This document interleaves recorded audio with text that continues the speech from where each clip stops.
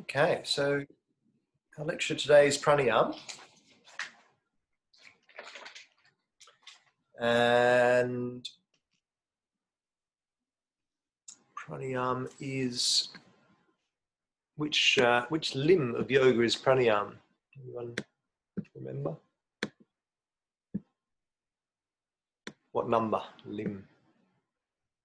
Four. Four. No? Yeah, four. That's Oh.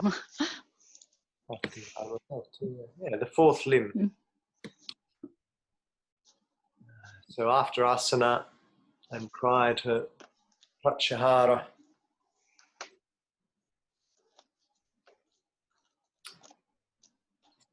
so you tell me, what's your understanding of pranayama? It's a breathing exercise, manipulating the breath. Manipulating is probably not a good term to use, but yes, kind of controlling the breath, holding it, or yeah, just an irregular way of breathing, which basically builds life force, prana. Yeah. Yeah. Good. Yep. You got your manuals with you? Yeah. Let's go to page, what is prana? Page 54 in mine, but probably not in yours. 60. 60, thank you.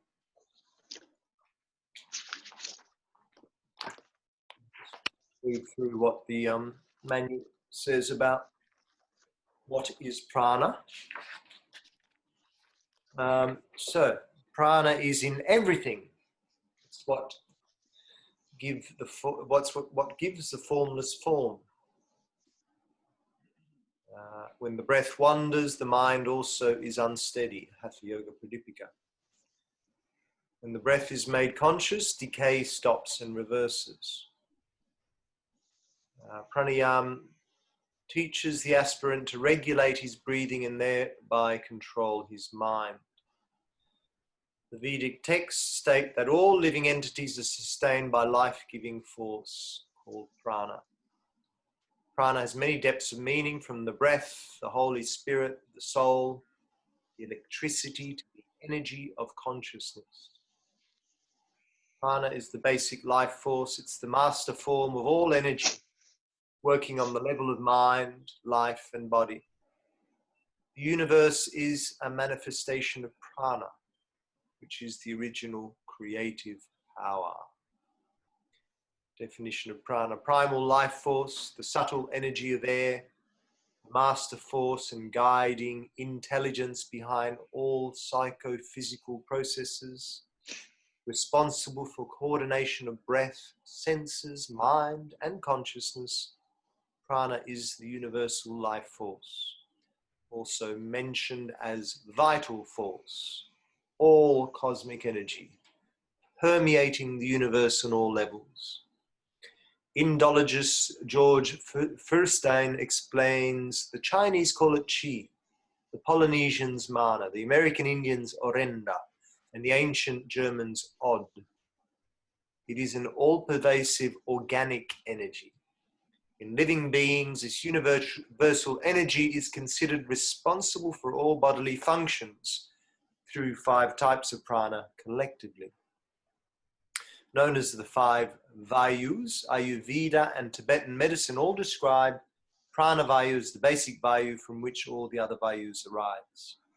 The key to sound health is keeping the 5 pranas moving properly through the body.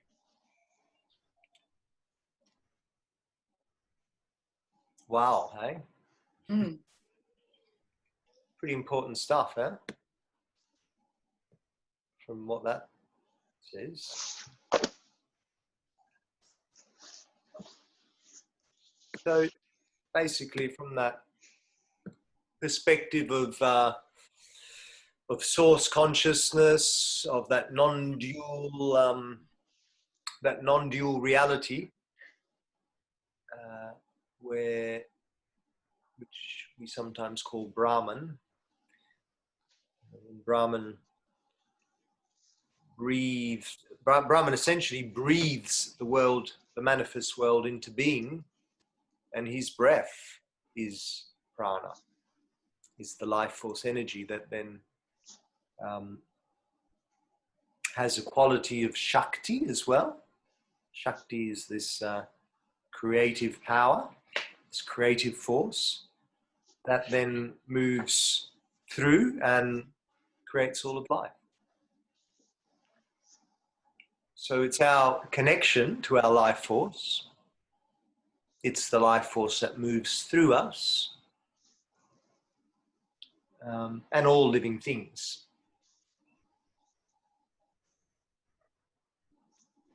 So we can see it in plants, let's say, in a plant that is alive and full of prana, full of life force. The prana is there, it's vibrant within the plant. When the plant's been ripped out of the earth and it starts to wilt, the prana's leaving, the life force is leaving the plant and eventually it completely wilts. There's no life force left. So we take, we absorb prana into our bodies through what? Lungs. Senses? Sorry, Anne? Senses. Our senses. Our senses. Yeah. That? Yeah, to some degree, yes. Yeah. And definitely through the lungs, so through the air that we breathe.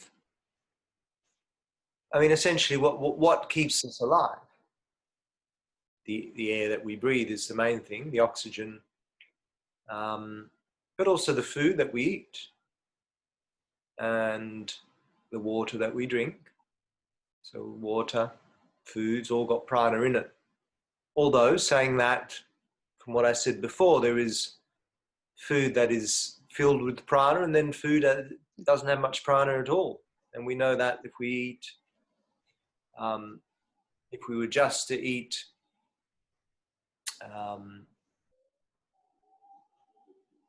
what's the word? Food devoid of prana. Processed foods, yes. Thank you. If we were just to eat processed foods, we probably wouldn't last very long. We certainly wouldn't be very healthy. And we know that when we eat fresh food that's vibrant with prana, then we feel better. We feel more healthy because we're absorbing the prana from the food. Could you say, Mickey, that ultra processed food has had all of the prana sort of like removed from it, and so we're not taking that in, but when we eat fresh and whole, we're ingesting that? Absolutely, yeah.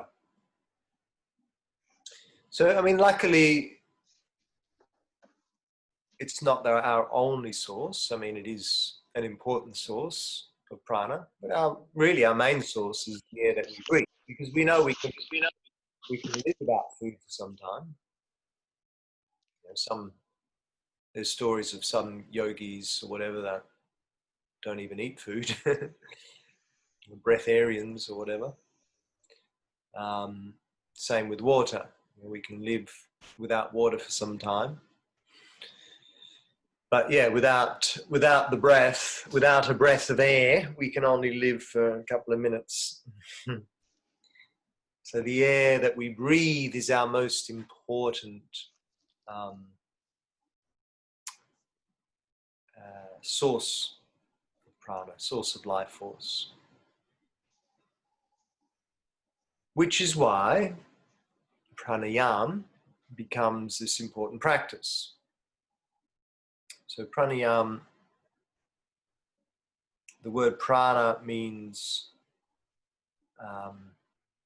this life force, and ayam is the expansion or the extension of this life force.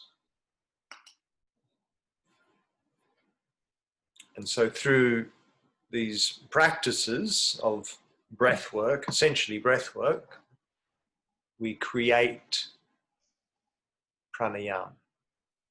So pranayama is kind of like almost, it's like a result in a way, or it's a process. It's a result, it's a process. Like the breath work, because often people say it's breathing practices, but it's more than just the breathing practices. Yes, the breathing practices are what is applied, what is used to be able to extend the prana, extend, enhance the life force.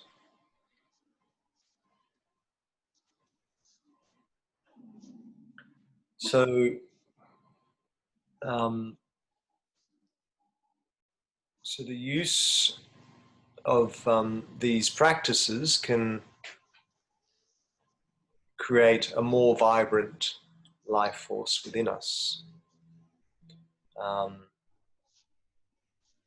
It's sometimes said that our life is measured not in the amount of years that we live, but by the amount of breaths that we take.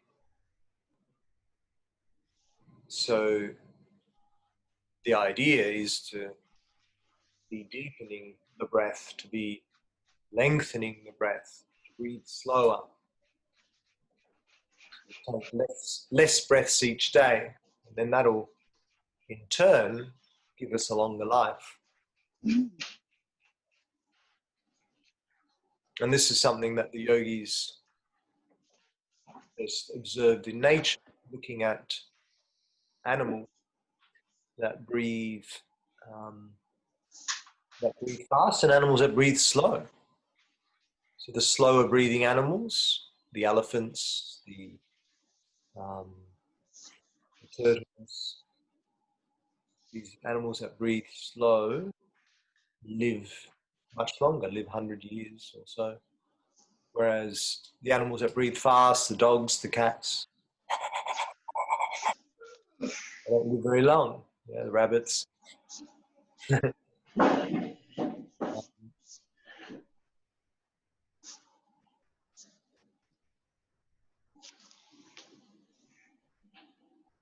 So pranayama, yeah, becomes a very important practice, not just to enhance our potential to live a longer life, but also just to enhance our vitality. And then it's sort of squeezed in there in those 8 limbs of yoga as one of the pathways towards our awakening. So it also becomes a tool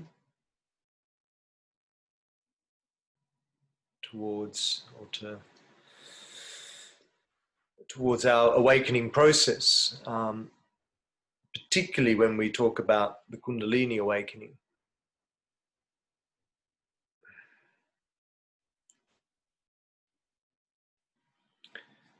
So what I would like to do now is maybe just go through a little bit through, so that's the book I gave you guys yesterday as a PDF, yeah?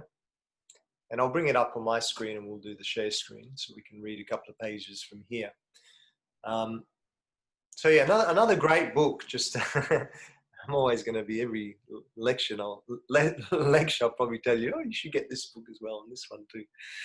But so this one's one of the classic ones, and this series, it's a series called the Bihar Yoga series. They have a number of publications. So Swami Satyananda, as well as Swami Shivananda, and Satyananda Yoga and Shivananda Yoga are 2 of the very influential traditions of Hatha Yoga in India, started by those particular swamis. But these guys basically created all these various publications which are great. They've got a lot of info, a lot of really good stuff. So I remember, I think Joe, a while back, you were asking about what was a good book to show the asana, and this one is particularly good for the asana. It has a lot. So basically, see the book there, that that section there is all on asana. So all Oh, those different descriptions and whatnot on various postures. oh, thank you. So really good for that. But it's also got a good, good intro for pranayama, the bandhas, the mudras as well. So what we'll do is we'll go to page. I'm going to bring it up on the share screen. And one of the things I particularly want to do is to just give you a little insight into the vayus, prana vayu, which was mentioned there a second ago in the description. So those are the different sections, you could say, of the prana, of the life force, that we work with now. Hold on a sec. It will make sense in a sec. So share screen. All right. So you seeing my screen there now, the book? Yep. Okay. There's page 369.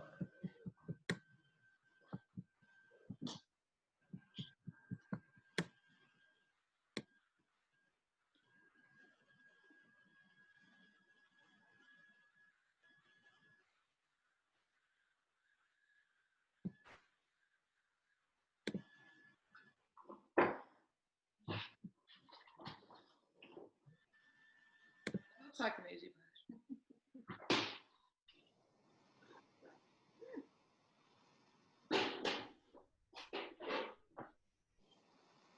So here a little quote from that Hatha Yoga Pradipika at the start. Thus being established in asana and having control of the body, taking a balanced diet, pranayama should be practiced according to the instructions of the guru. So it's kind of implying, pranayama in a way is a more advanced practice, even though it's all intertwined. So within the asana itself, there is an element of pranayama that needs to be understood. But to work with pranayama at a deeper level, it does become a deeper practice. So there's, I guess, an expectation that you already got a reasonable asana practice. You're having control of your body and a reasonable diet, and that's when we could start beginning our pranayama practice at a deeper level. So here, introduction to pranayama. Pranayama is generally defined as breath control. Although this interpretation may seem correct in view of the practices involved, it does not convey the full meaning of the term. The word pranayama is comprised of two roots, prana plus ayama. Prana means vital energy or life force. It's the force which exists in all things, whether animate or inanimate. Although closely related to the air we breathe, it's more subtle than air or oxygen. Therefore, pranayama should not be considered as mere breathing exercises aimed at introducing extra oxygen into the lungs. Pranayama utilizes breathing to influence the flow of prana in the nadis or energy channels of the pranayama kosha or energy body. The word yama means control and is used to denote various rules or codes of conduct.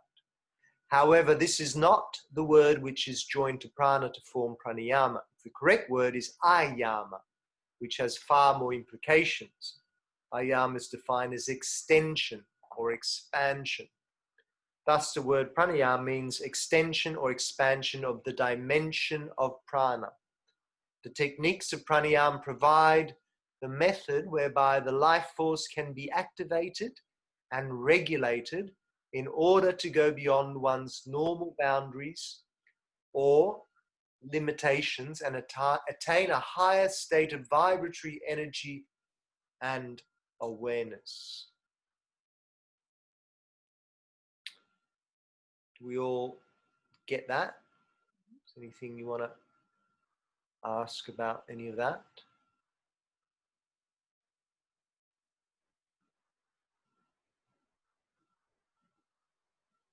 Okay, so 4 aspects of pranayama. In the pranayama practices, there are four important aspects of breathing which are utilized. These are, so here we just go with the Sanskrit again, but the obvious: puraka, which is inhalation; rechaka, which is exhalation; and then the kumbhakas, which we mentioned earlier on, that's what we're using in our bandhas. The antar kumbhaka is the internal breath retention, and the bahir kumbhaka is the external breath retention. So the bahir kumbhaka, for example, is what we focus for the mahabandhas. The different practices of pranayama involve various techniques which utilize these 4 aspects of breathing. There's another mode of pranayama which is called kevala kumbhaka, or spontaneous breath retention. This is an advanced stage of pranayama which occurs during high states of meditation. During this state, the fluctuation of prana ceases. At this time, the veil which prevents one from seeing the subtle aspect of existence is lifted, and a higher vision of reality is attained. The most important part of pranayama is actually kumbhaka, though, this breath retention. However, in order to perform kumbhaka successfully, there must be a gradual development of control over the function of respiration. Therefore, in the pranayama practices, more emphasis is given to inhalation and exhalation at the beginning, in order to strengthen the lungs and balance the nervous and pranic systems in preparation for the practice of kumbhaka.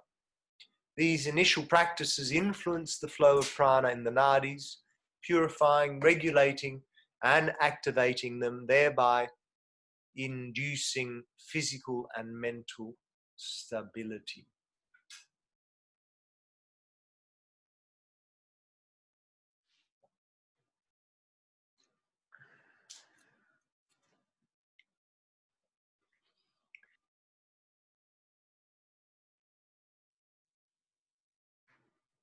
So why I kind of suggested that it's the kumbhakas are important, but they're also an advanced part of the practice, in the sense that to be able to have these retentions requires good lung capacity. So you've got a good breath retention, good lung capacity, a good practice of some of the basic pranayams before you can then practice these retentions with ease. So, sometimes you can give people in a general class, you can give them a taste maybe of a kumbhaka, but you don't want to be forcing kumbhakas upon new students, because they can be quite challenging. And, people can have negative experiences if they're not comfortable with those retentions.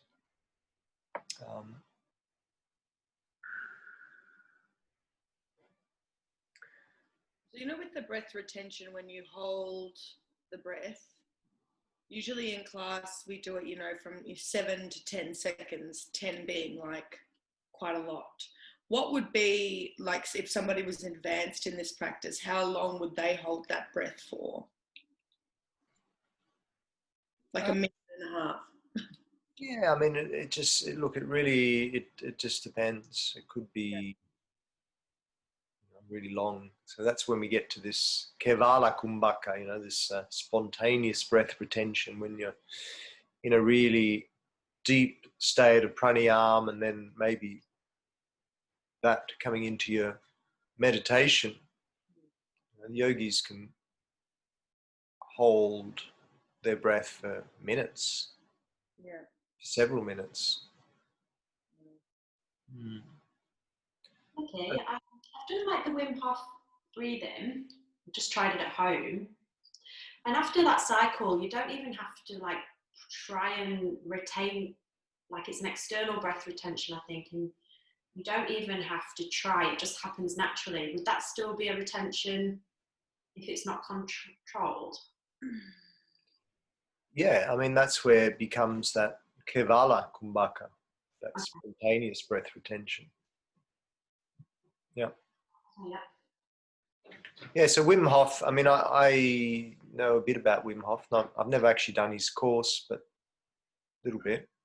I've explored his stuff. But yeah, he's essentially using pranayama techniques, from what I understand, as his method.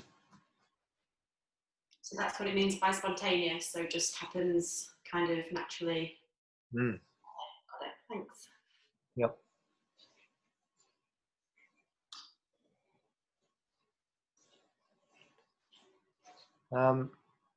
Okay, so then within the pranic body, so here we start to explore just very briefly the different bodies that we have, the 5 main sheaths or koshas. And I won't go into too much detail with that because that's going to be part of a future lecture, but just to get a taste and an understanding. According to yogic philosophy, the human framework is comprised of 5 bodies or sheaths, which account for the different aspects or dimensions of human existence. These 5 sheaths are known as Annamaya Kosha, the food or material body; 2, Manomaya Kosha, the mental body; 3, Pranamaya Kosha, the bioplasmic or vital energy body; 4, Vijnanamaya Kosha, the psychic or higher mental body; and 5, Anandamaya Kosha, the transcendent or bliss body. Although these 5 sheaths function together to form an integral whole, the practices of pranayama work mainly with pranamaya kosha. Pranamaya kosha is made up of 5 major pranas, which are collectively known as the panchas or 5 pranas. 1 prana, which is like, the A of prana; B, apana; C, samana; D, udana; and E, vyana or vayana. So I mean that just there is an important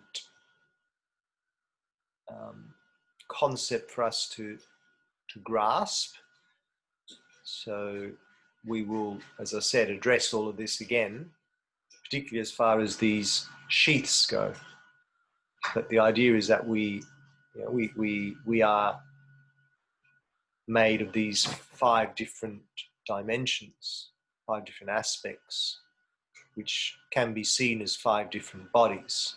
I mean, it's all the one body, it's all intertwined, but they have a different resonance, a different function, a different dimension. And what's important to understand right now is pranamaya kosha, which is the bioplasmic or vital energy body.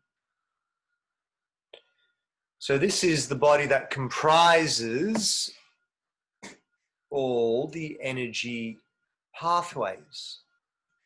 So we call them the nadis. Nadis are the channels through which the prana moves through. In Chinese medicine, they call them the meridians. So these meridians or nadis are the vital energy channels that move through the body, that move through the vital energy body, which is why our eyes have only the ability to see the Annamaya Kosha, the food or material body. That's the body that we're able to see with our eyes, feel with our hands.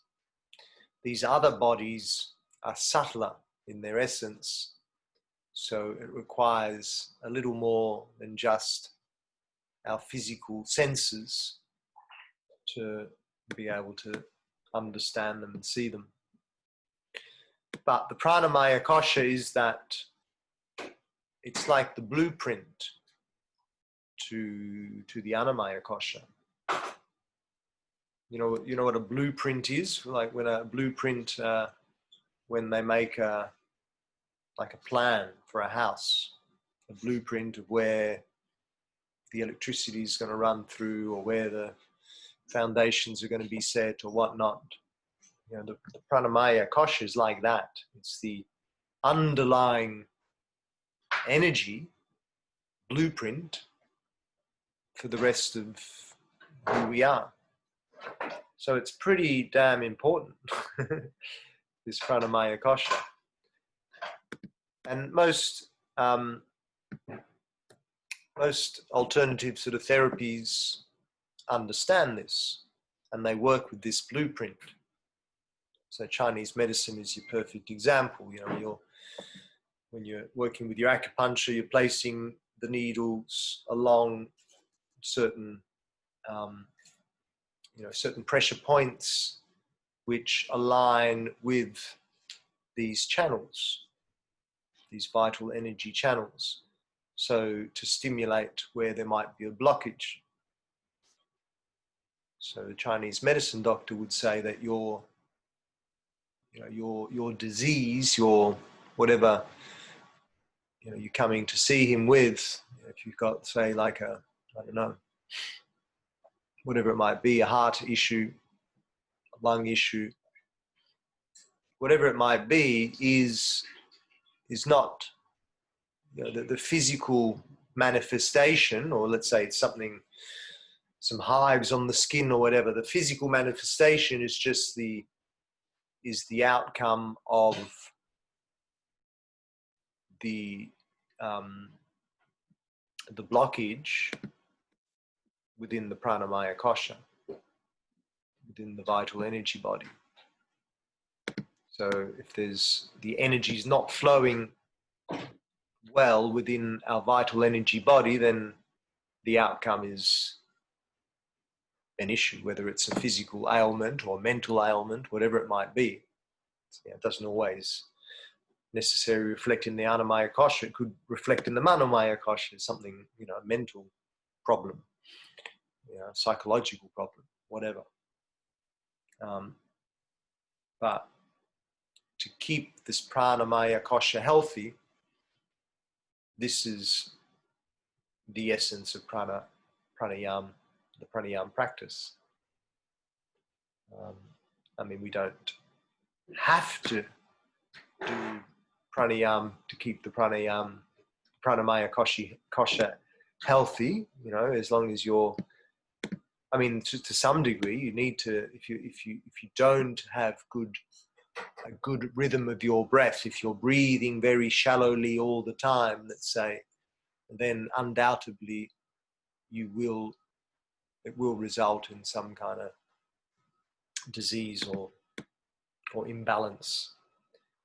But if your breath is at least reasonably healthy, if you're eating quality food and drink, doing the right things that nourish your pranamaya kosha, then it's not 100% necessary to be working these advanced practices of pranayama. However, working our pranayama practices will give us a greater potential to have a stronger, more vital pranamaya kosha. Makes sense, doesn't it? Now, the pranamaya kosha is divided into these 5 vayus, 5 elements. And that's just within the different areas of the pranamaya kosha, of the pranic body, there's a slightly different way that this prana is worked. moves or activates. And that image kind of almost illustrates it to some degree, even just in the way the arrows, the way it's illustrated.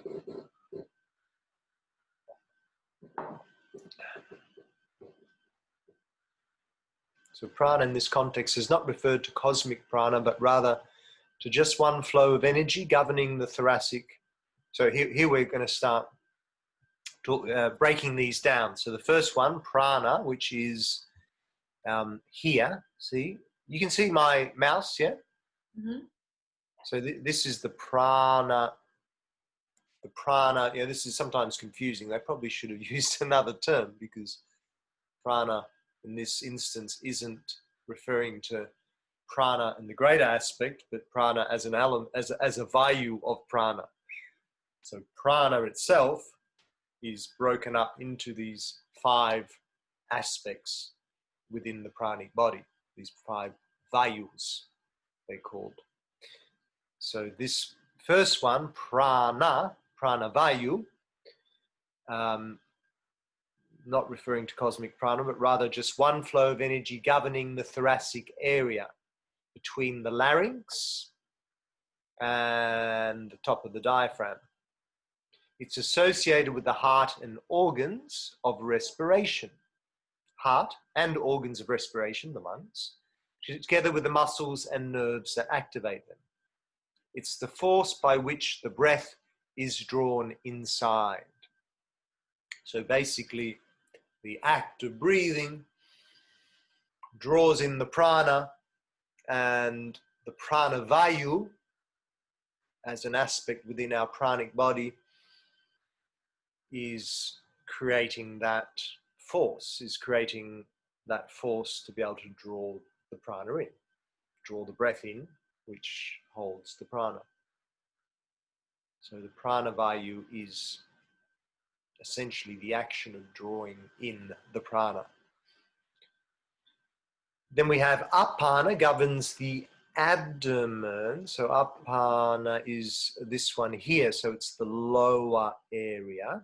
So I mentioned that last week in the bandhas, because that use of mula bandha is the idea of holding in and enhancing the prana by not allowing the apana to be released. But apana governs the abdomen below the navel region and provides energy for the large intestine, the kidneys, the anus, and the genitals. It's concerned with the expulsion of waste from the body, and it's the force with which expels the breath. So we breathe in, we draw in the prana with the prana vayu. As we exhale, we use the energy of apana vayu to release the breath. But also, it's the energy that encourages, because all our organs and everything in our body, all the functions of the body are overridden by our prana. So the prana is the force, is the life force, as we've discovered. And so... You were just frozen for a good 15 seconds just then. Sorry, yeah, I just noticed that there. So all the functions of the body need an energetic force for the function to happen. Yeah. So the prana is the force, is the life force, and so the apana is the force that governs this expelling energy, this releasing energy.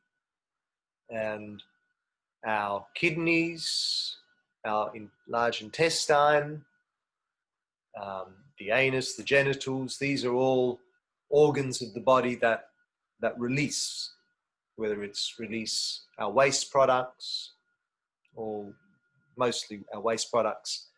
So the apana is the underlying force of energy which allows for this release, which drives, governs this release. Does that make sense?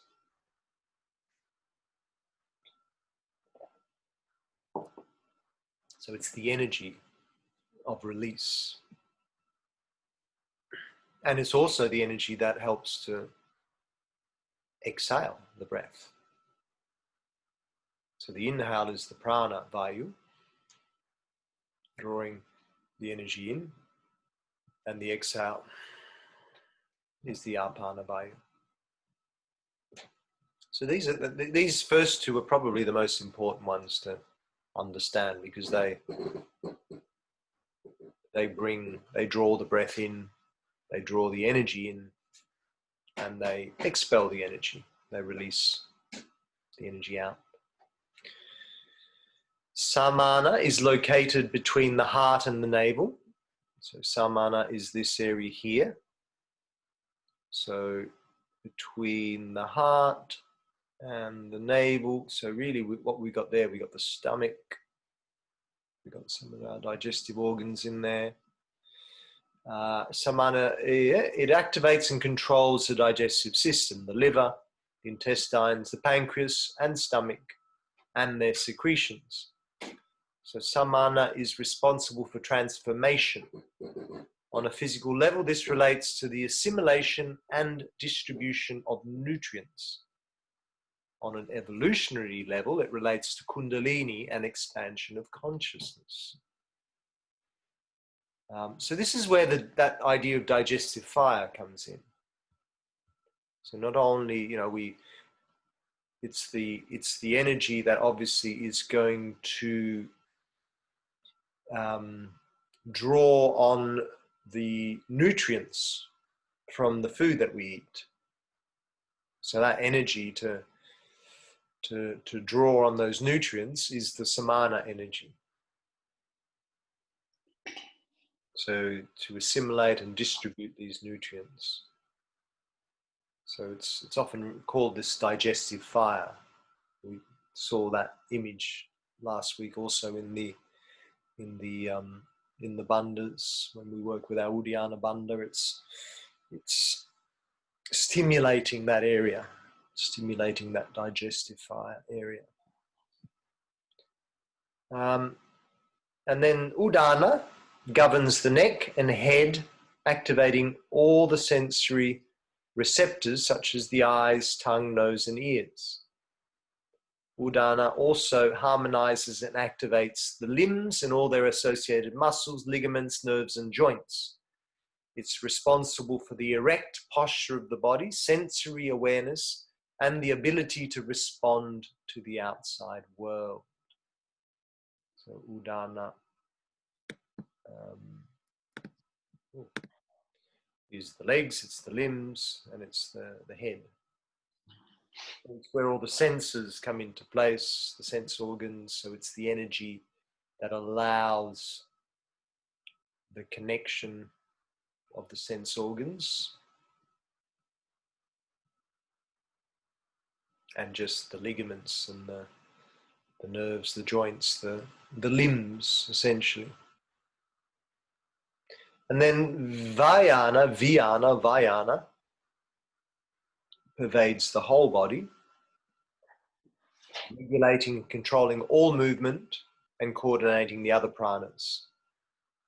It acts as the reserve force for the other pranas. So it's almost like a blueprint to the blueprint.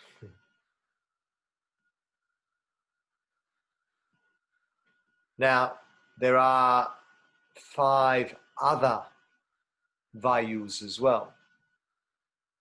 Those are the main vayus that it's good for you to familiarize yourself with, to get to know if you can. The other vayus not as important, but still good to just take a look at. They're known as the Upa Pranas, the Naga, the Kurma, the Krikara, the Devadatta, and the Dhananjaya. The Naga is responsible for belching and hiccups. So that requires a certain energy too. Kurma opens the eyes and stimulates blinking, the energy that allows the eyes to move.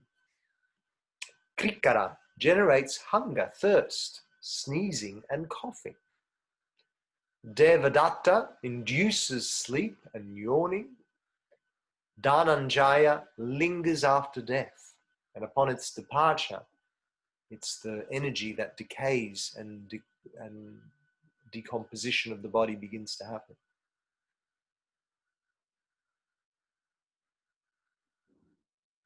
But those, as I said, they're good to know that they're there, but these 5 here are the important ones to understand. And most importantly, as I said, the prana and apana.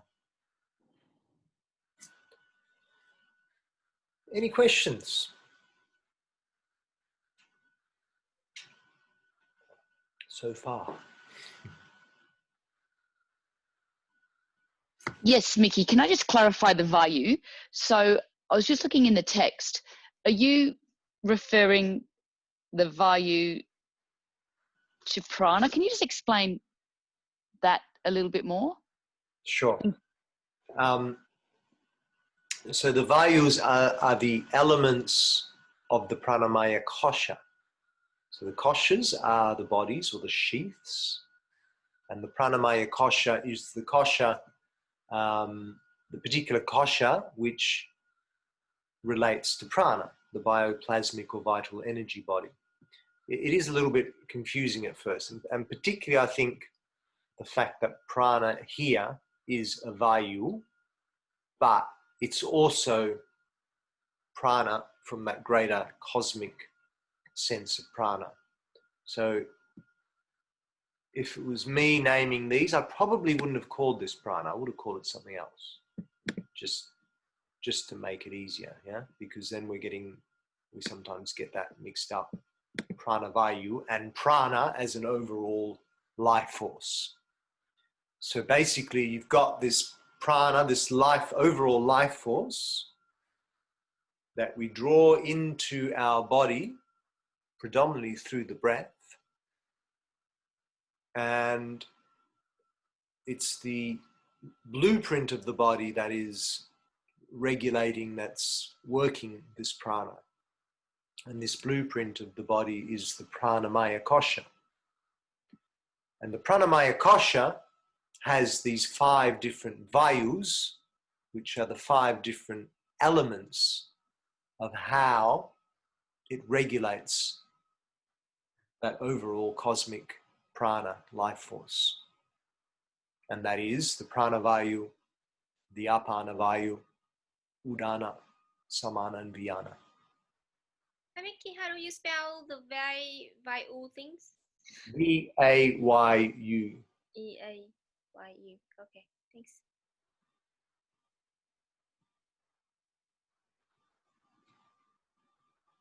Yeah.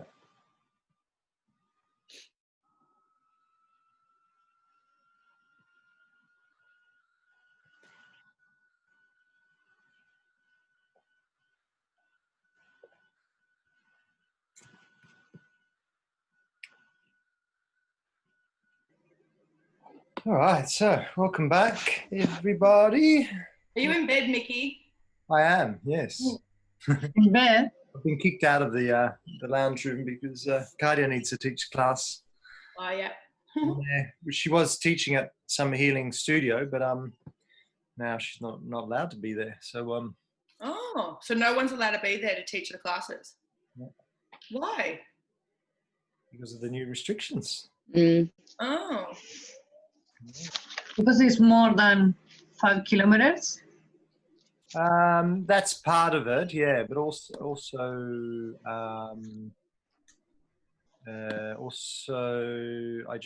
that's part of it, but also I think you're not supposed to be in your workplace, so No, you're not. workplace is hard to run. So I don't think anyone is actually in theory allowed to be at Summer Healing, at all.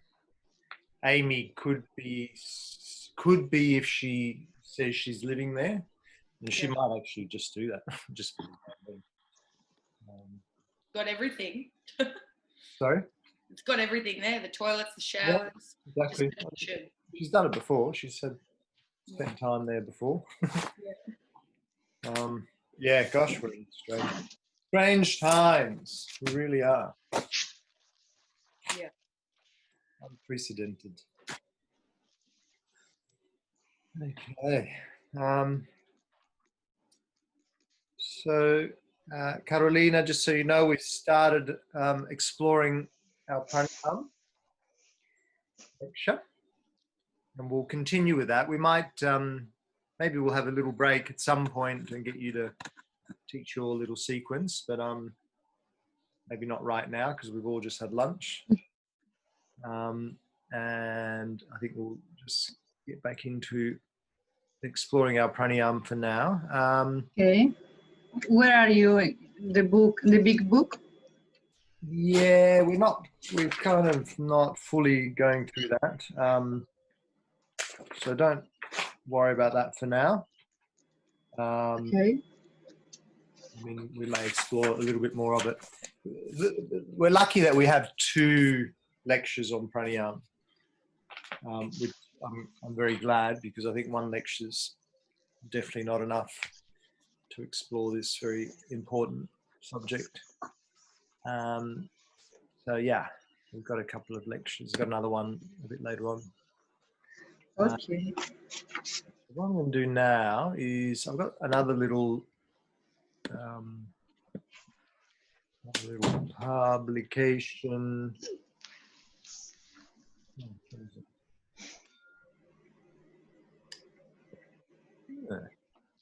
Sorry, I thought I had it on my desktop. It's not there. Let me just look for it on my computer.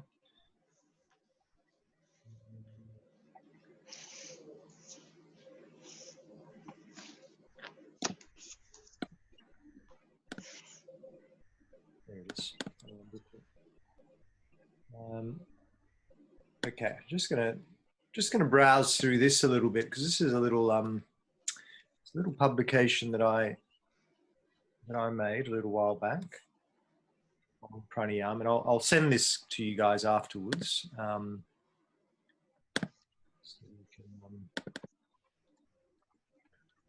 you can have it with you.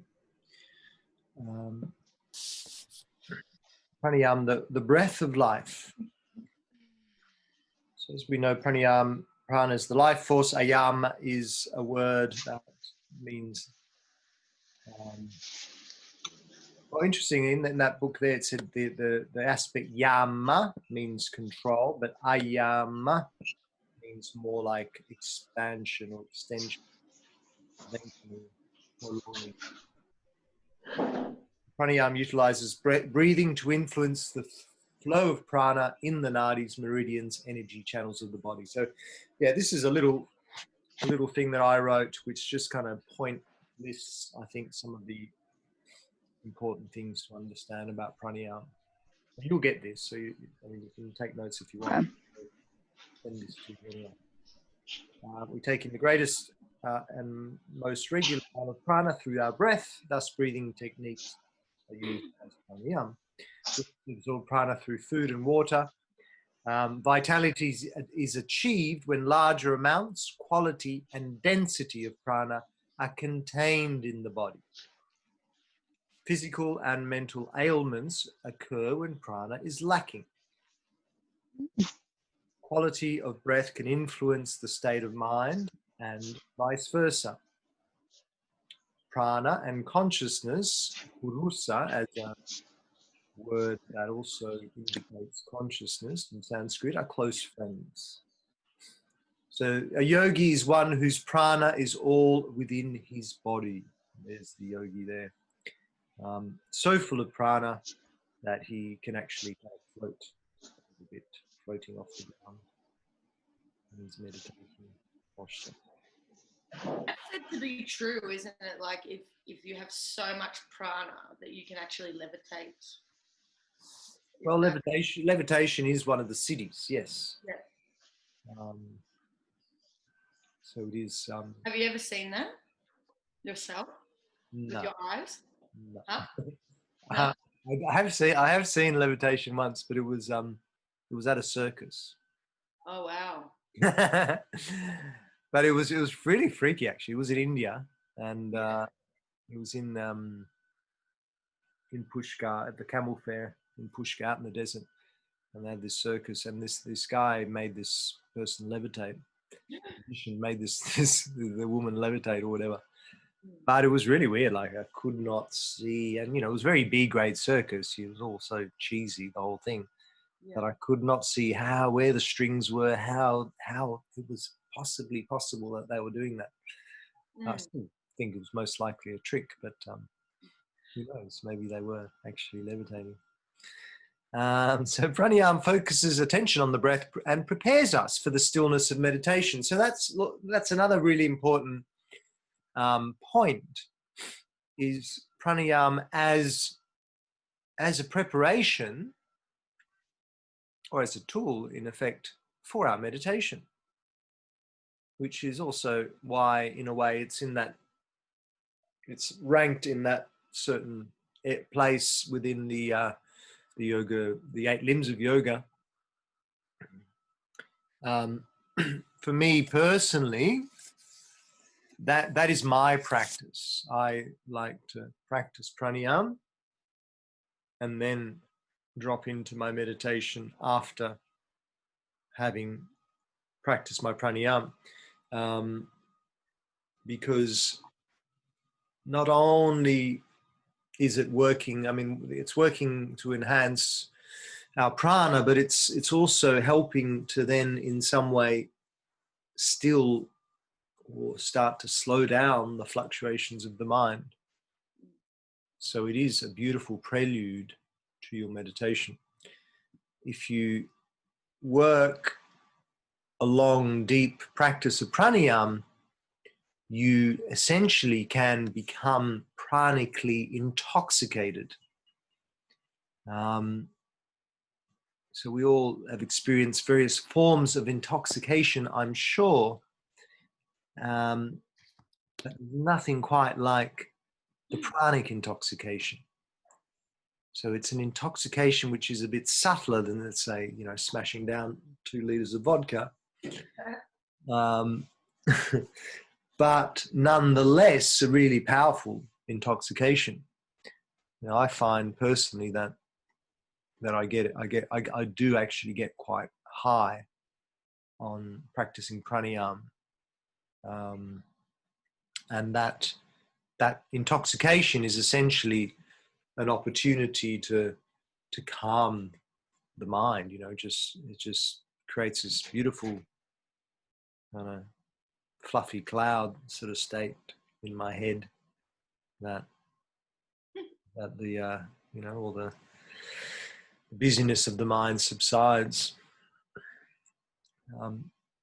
and of course without any negative effects of some of the other intoxications that we may experience, negative side effects.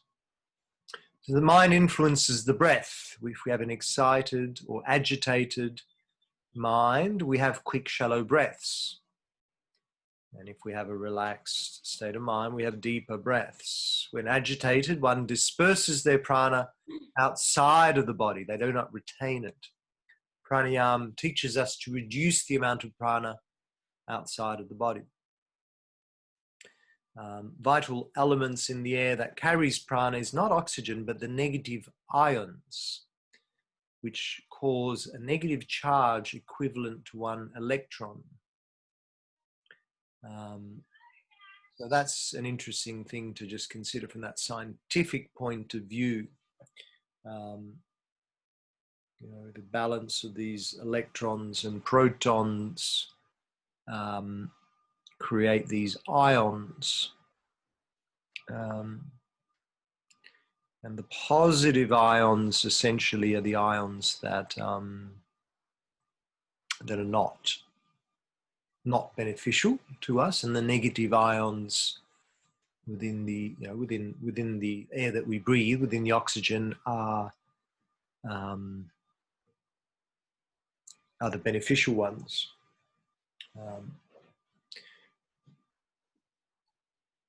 So, for example, in the country air, you would have 3 negative ions to ratio to 1 positive ion. Whereas in the polluted city air, it could go the other way, where you could have up to 1 negative ion to 500 positive ions. So also, depending on our environment, will affect the quality of our prana. And I mean, I think that's quite obvious. You know, when you're out in the country, you just feel that immediate effect of the energy from the surrounding environment that we're in, you know, the plants. So just from that pure scientific aspect, if we understand the ions that are coming out of the oxygen that we breathe, they're much healthier in a natural environment. Why it's important to be in nature regularly. This, of course, this lockdown is making that a bit of a challenge. So be as close to plants as you can. Now, the 4 important aspects of breathing, we've looked at that. Puraka, the inhalation; Rechaka, the exhalation; Antarkumbhaka, the internal retention; Bahadkumbhaka, the external retention. The retentions themselves have profound therapeutic effects. During a retention, your heartbeat slows, blood pressure is reduced, and cellular respiration is triggered. The cells breathing to break down sugars, release oxygen, and excrete cellular waste into the bloodstream for disposal. Basically, all of that is enhanced during these retentions. The lungs, which are enrich the blood with extra oxygen and extra purging of carbon dioxide. The lungs are enriched with the blood with extra oxygen and extra purging of carbon dioxide due to longer time for gas exchange. So this pause, these kumbhakas, these pauses, enhance all the metabolic processes of the body, essentially. They allow for that greater cellular respiration to occur, which also generates a certain heat. Now, also to mention the sympathetic nervous system, which is our action system, the adrenaline, the heart rate increases and lowers the other basic functions like digestion, elimination, etc. Many people in this state are always on high alert and have problems with digestion and stress. Whereas the parasympathetic nervous system is the calming system. It's the opposite of the sympathetic nervous system. And just showing this because essentially the deeper your breaths, the more you enhance the parasympathetic nervous system. When we breathe shallowly, the sympathetic nervous system switches on. When we breathe deeply, the parasympathetic nervous system switches on. And we looked at that. Deeper breathing extends the lifespan, looking at different animals that breathe slower, live longer.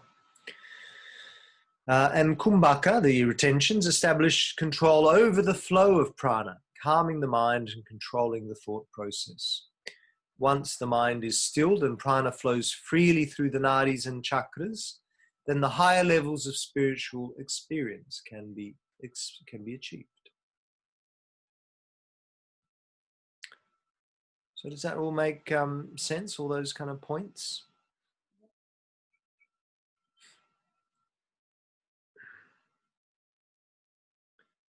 Another thing to consider here is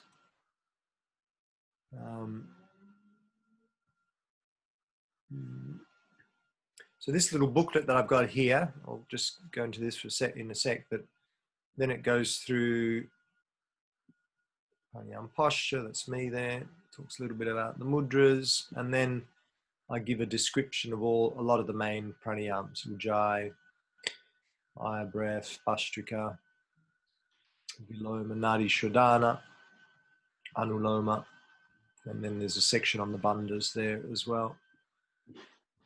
I call here Mahabandha Bandha Trayam. That's just another name for it. Trayam meaning try, three. So those three main locks. So just again, just a different way to talk about it. Okay, so the chakras, again, as I said, we have a whole lecture on the chakras, so I'm not going to go into too much detail about the actual chakras themselves, but they essentially also lie along the within the pranamaya kosha, within the pranic energy field. Now this image here of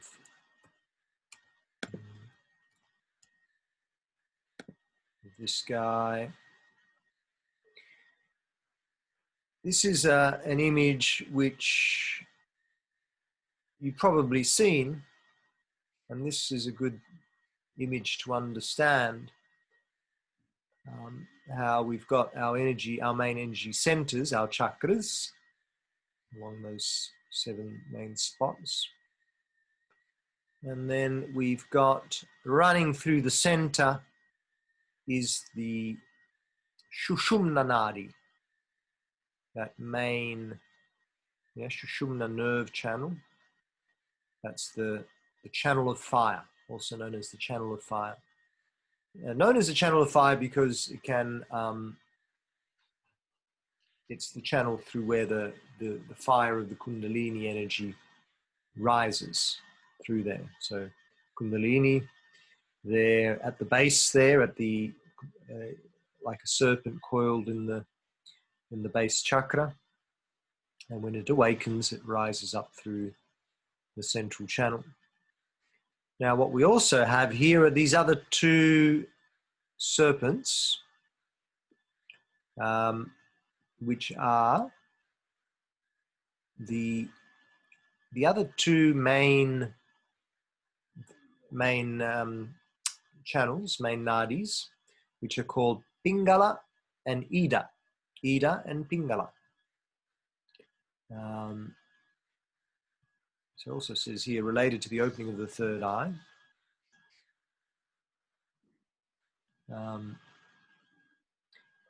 And I'm just going to have to leave you for just a moment. Cardi is having trouble getting on to her class. Can you give me a moment, please?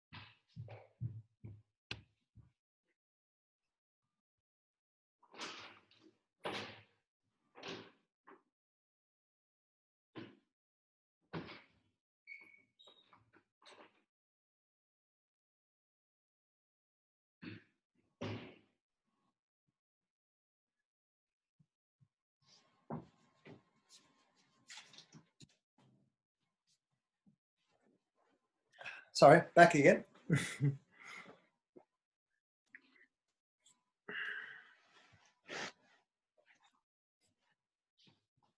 So these 2, Ida and Pingala, these 2 other snakes, which spiral down, as you can see, they spiral down and intersect through the chakras, one on one side, one on the other side. they are essentially also the sun and the moon channel. So they represent the two polarities within us. So that's, in some ways, one of the essences of Hatha Yoga, is the understanding of these two polarities, sun and moon. So now the idea is that these two channels are always slightly out of balance, and that's just due to the duality that they represent, as far as, you know, we are living also in this dual existence, dual world. But the idea is that once these two channels are in complete harmony, so there's not one which is more dominant than the other, when they are in complete harmony, that's when Kundalini energy can then arise.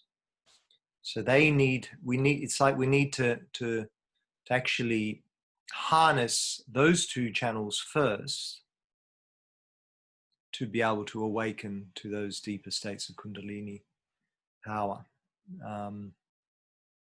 Now, these channels also, or the way we access them, is through pranayama. And the nostrils, it doesn't show it in this picture, but let's say that if you imagine, there's also another little image of the nostrils as ways to access these two channels. So your left nostril accesses the right side of the brain, which is the moon channel, and the right nostril accesses the sun channel. So when we're breathing, and we can experiment, when we're breathing in through the nostrils, one of the nostrils will always be more dominant than the other. So you can just try it now. I mean, just try, inhale through one, inhale through the other, and most likely one will just be a little bit better than the other one. So that's the dominance that you're in at this point in time. Every couple of hours, this dominance changes throughout the day. So in a couple of hours, if you try again, most likely it'll be to the other side. Which Sorry to interrupt, Mickey. I think Caroline is waiting for you to let her in to the group. Thank you. Just got a message. I saw it in the messages. No, thank you.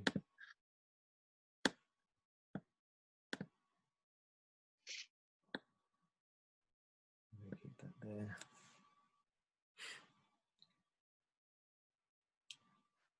There we go. Sorry, Carolina. I didn't know you'd left us. Welcome back. So yeah. So basically, one of our most important pranayams, the Nadi Shodhana pranayam, is the alternate nostril breath, which helps to balance those two channels,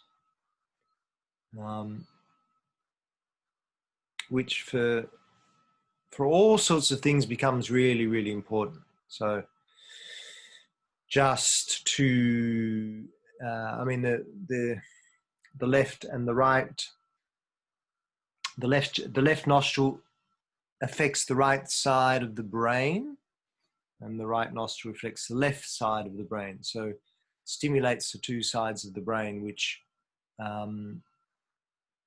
is also part of that duality. You know, we're either a bit more in our left brain or in our right brain at any one time.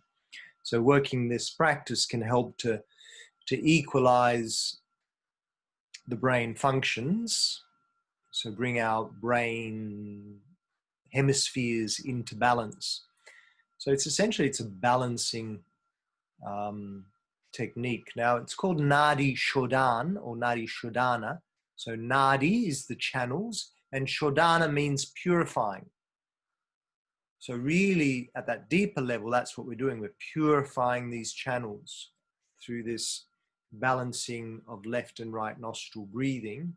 We're helping to purify the channels, purifying them to then bring them into balance, to then ultimately enable the awakening of Kundalini energy. But also the other effect it has, and I mean, this is something that a lot of pranayamas have, is it slows down the brainwave patterns. So just through the deeper breath, which enhances the parasympathetic nervous system, but also then helps to slow down the brainwave patterns. So we have very agitated brainwave patterns, very fast ones when we're stressed, nervous, or overthinking. And then we can slow them right down through slow breathing. But particularly the Nadi Shodhana, that helps.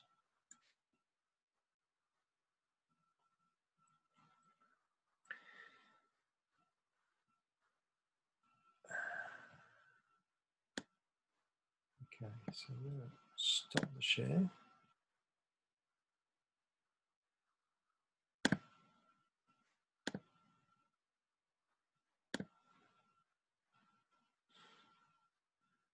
So, before we go on, do we have any questions so far? All that I've shared till now.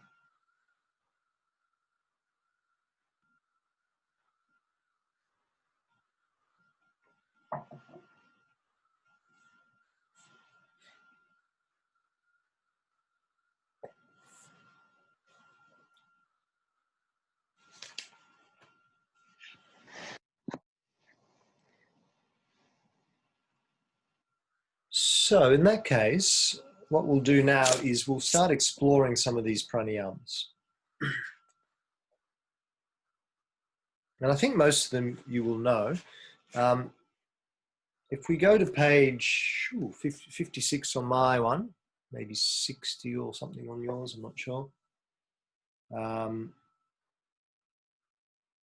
where it shows the various pranayamas, or some of the pranayamas.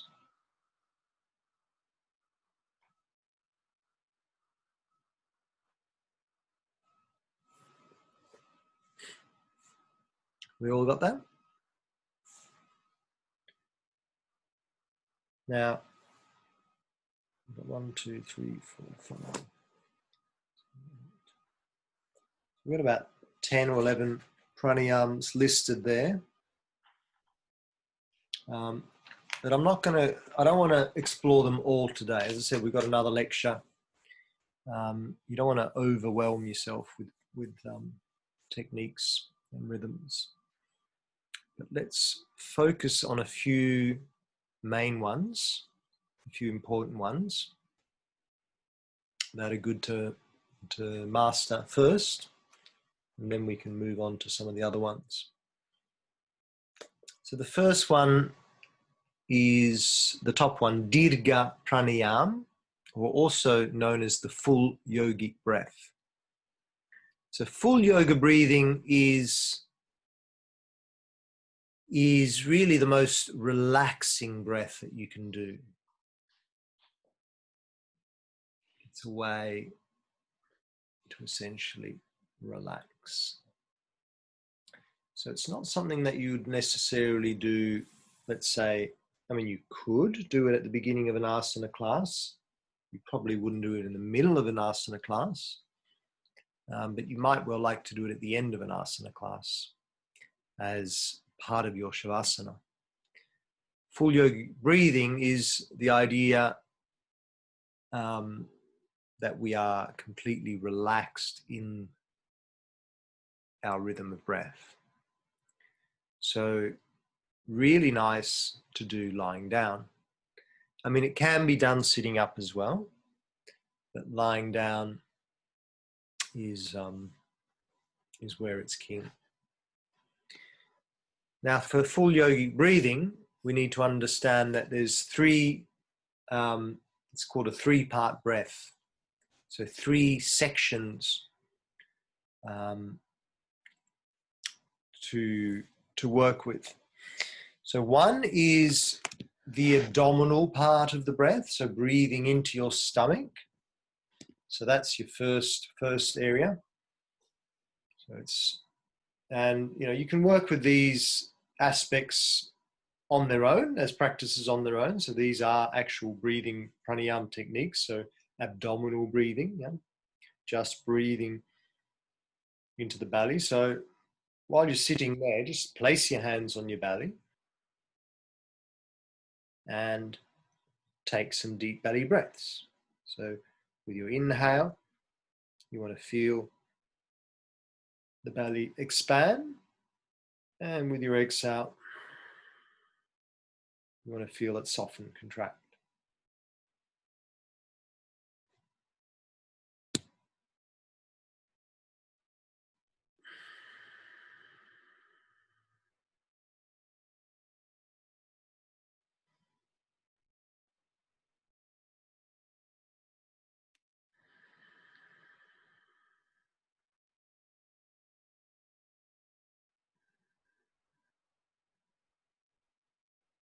Just close the eyes. Just do this for a few moments.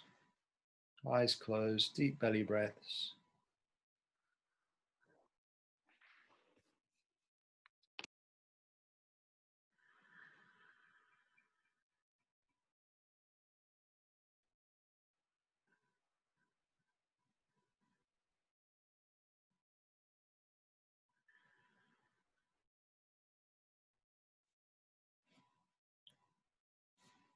And then blink the eyes back open.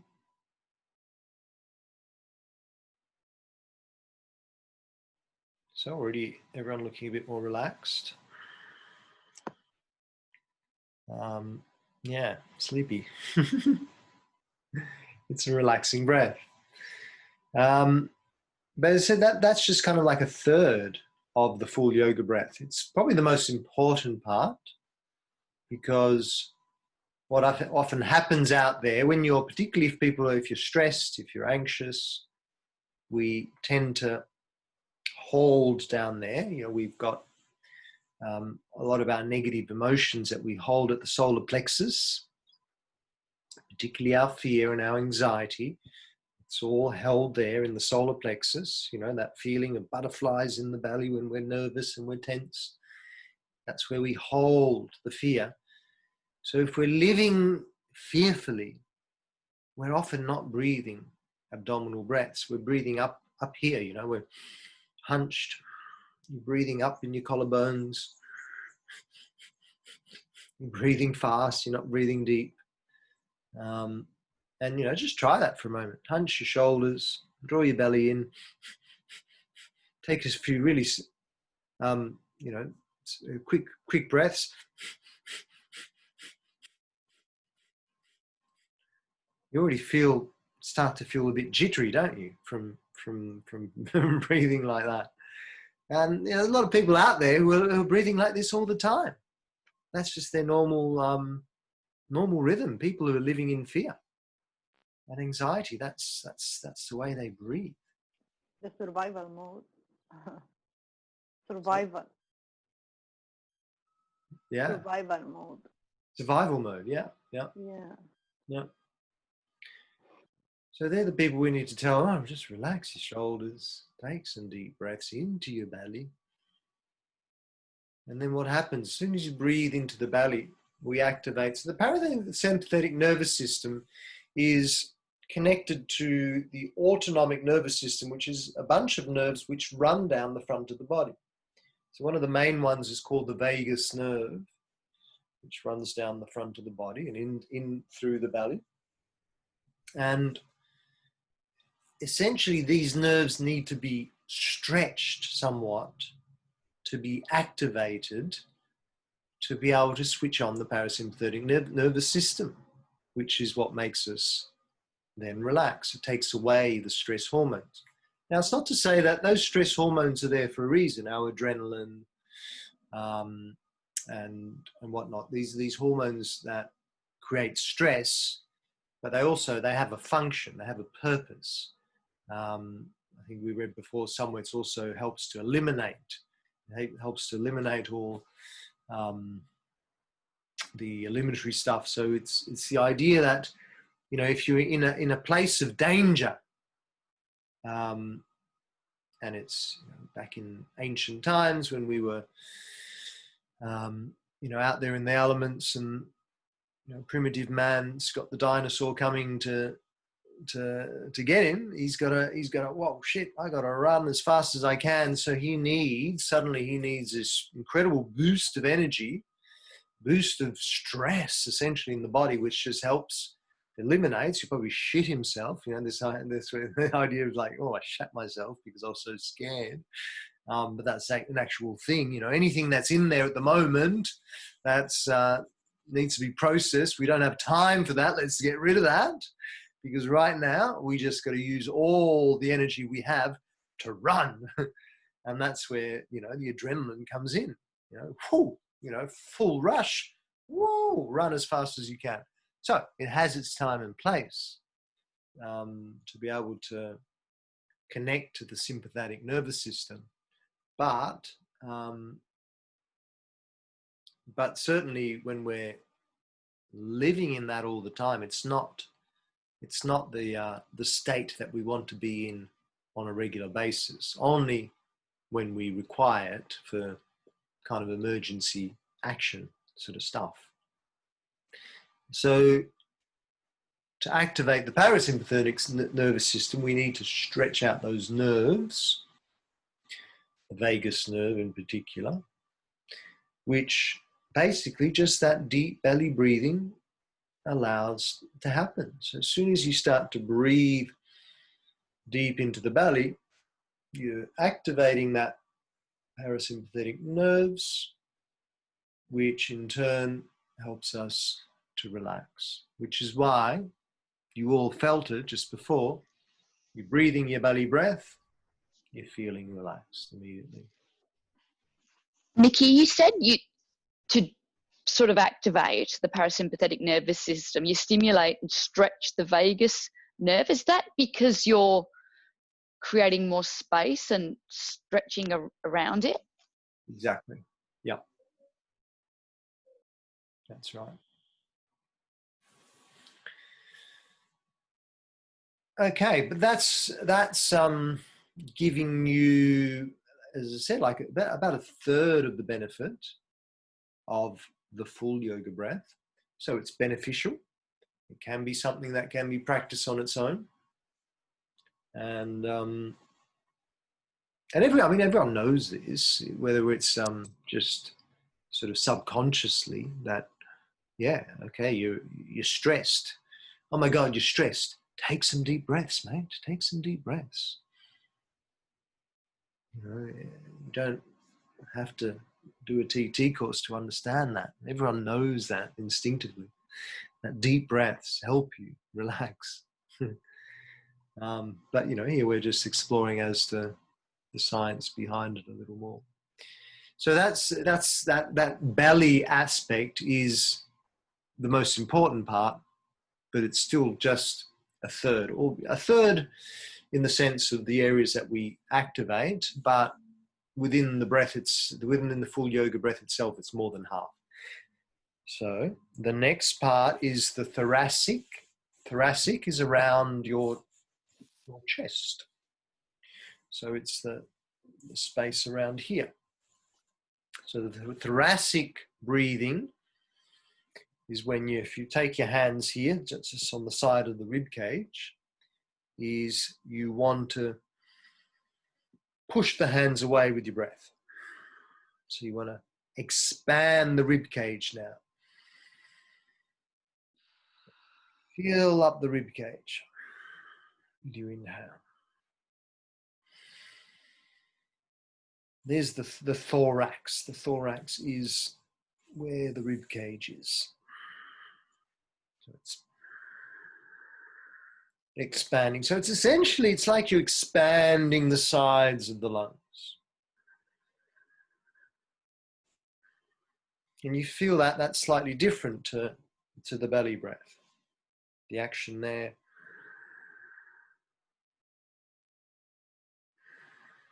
is slightly different. It's a different type of breathing, thoracic breathing. Mickey, how could we actually expand it? Is that so we just keep the breath in the chest only and do not keep it until do not push the diaphragm. Yeah. Yes, just for the purpose of exploring the thoracic aspect of it. Yeah. Yes. But then the idea is for the full yoga breath, we bring them all together. Yeah? But now just to feel that area, expanding the rib cage, contracting the rib cage with the exhale.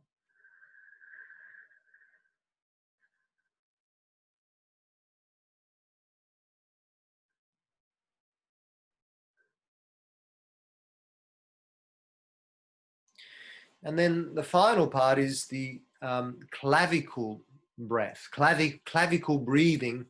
And the clavicle is, you know, these bones up the top here, across the chest, yeah, the clavicle across the top of the chest, yeah, up in towards, yeah, the collarbones essentially, yeah, the collarbones, this area here.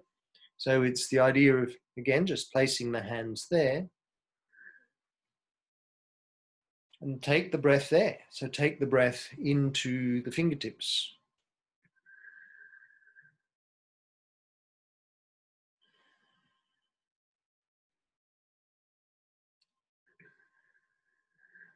So we kind of feel that lifting up the very top there, lifting of the collarbones.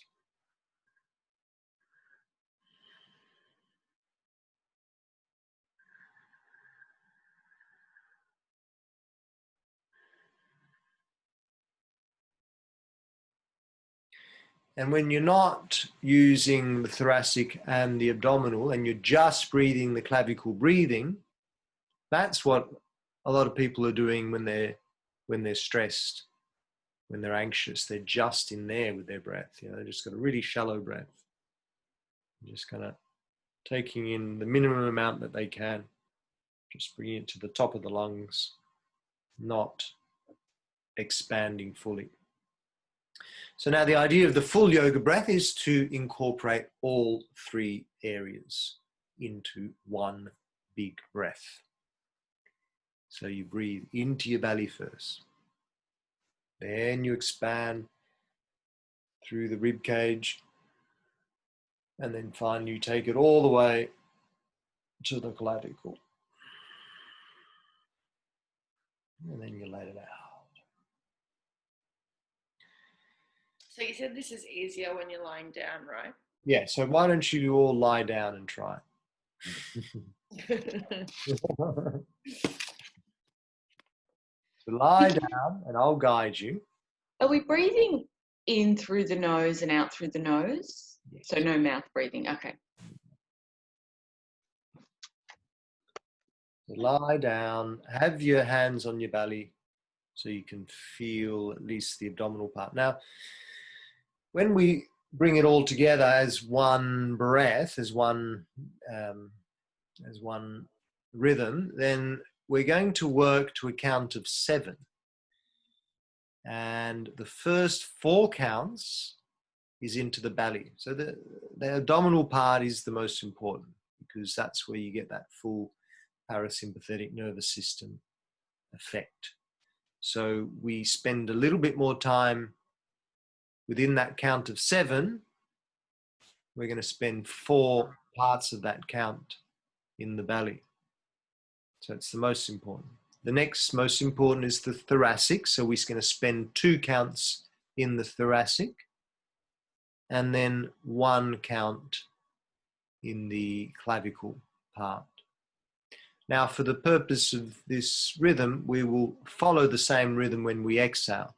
Sometimes some people will reverse it, so they will exhale from the top to bottom, but you can also exhale from the bottom up. Neither's right or wrong, it's just a preference. But definitely for the inhale is the most important part, using the prana vayu to draw the energy of the prana into the belly first, then up through the chest, and finally to the top of the lungs. And then we'll exhale from the belly, the chest, and top of the lungs.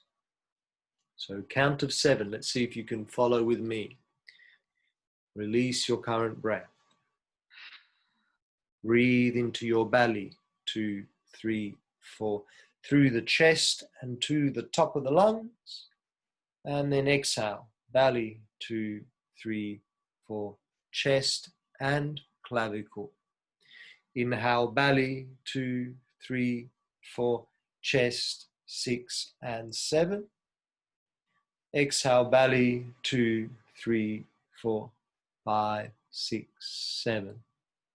Inhale, 2, 3, 4, 5, 6, 7. Exhale, 2, 3, 4, 5, 6, 7. Inhale, 2, 3, 4, 5, 6, 7. Exhale, 2, 3, 4, 5, 6, 7. A couple more times in your own time.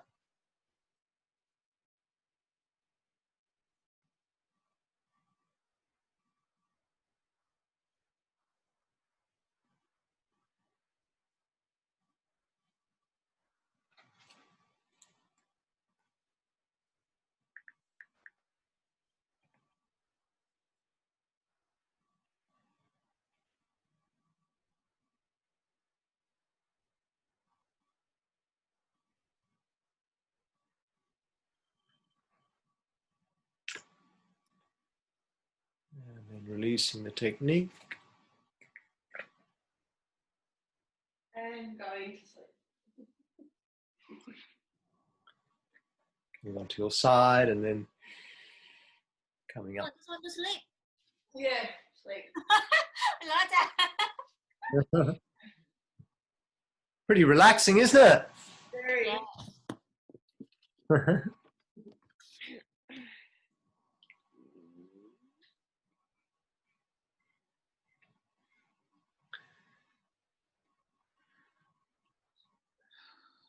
I can't emphasize how important that pranayama technique is.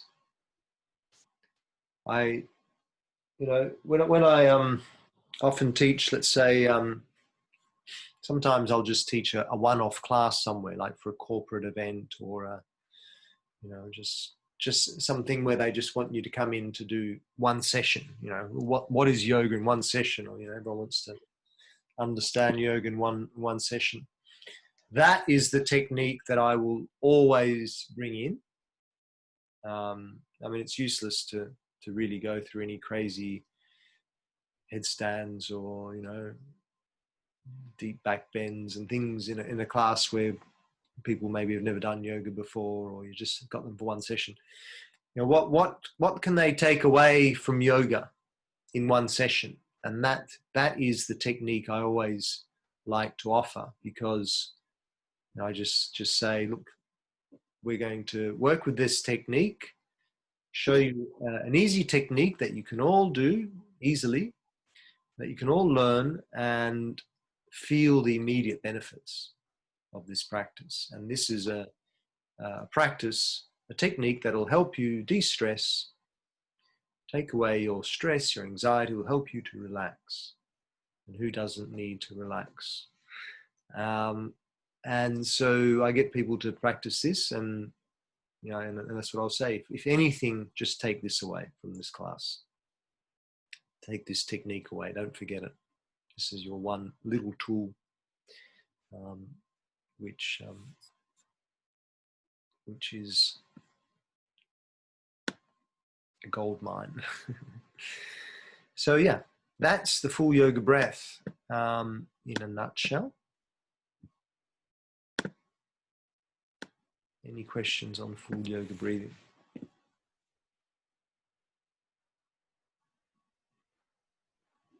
Mickey, I've heard before when doing this in class that you're not supposed to force the breath through those 3 areas. Yep. Yeah, no, that's true. Yeah, and that's something I could have mentioned. Yeah. Absolutely, yeah.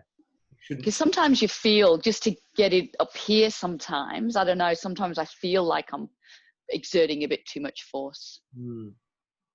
Yeah, no, that's a good point. I mean, let's say you got to find a fine line between force and effort. Yeah. It does require a little bit of effort to get in, to enhance, to expand the lungs, essentially, to enhance the lung capacity. I mean, the lungs are particularly the diaphragm. I mean, it's really what's doing all the work here is your diaphragm, the diaphragm muscle, which is that muscle that separates the lungs and the heart from the digestive organs. Yeah, we've got that muscle that runs along the bottom of the rib cage. And that's the muscle that's activated with each inhalation and each exhalation. And so it's a muscle. That's what we need to understand. It's a muscle, and we know muscles that they need exercise to be able to be enhanced in what they do, to be able to be strong in what they do. So lung capacity, breath capacity, is your up to how well and how much you've exercised that muscle. So in like, when you do weights or whatever, you're exercising muscles, and there's a certain action required, but you don't want to push yourself either.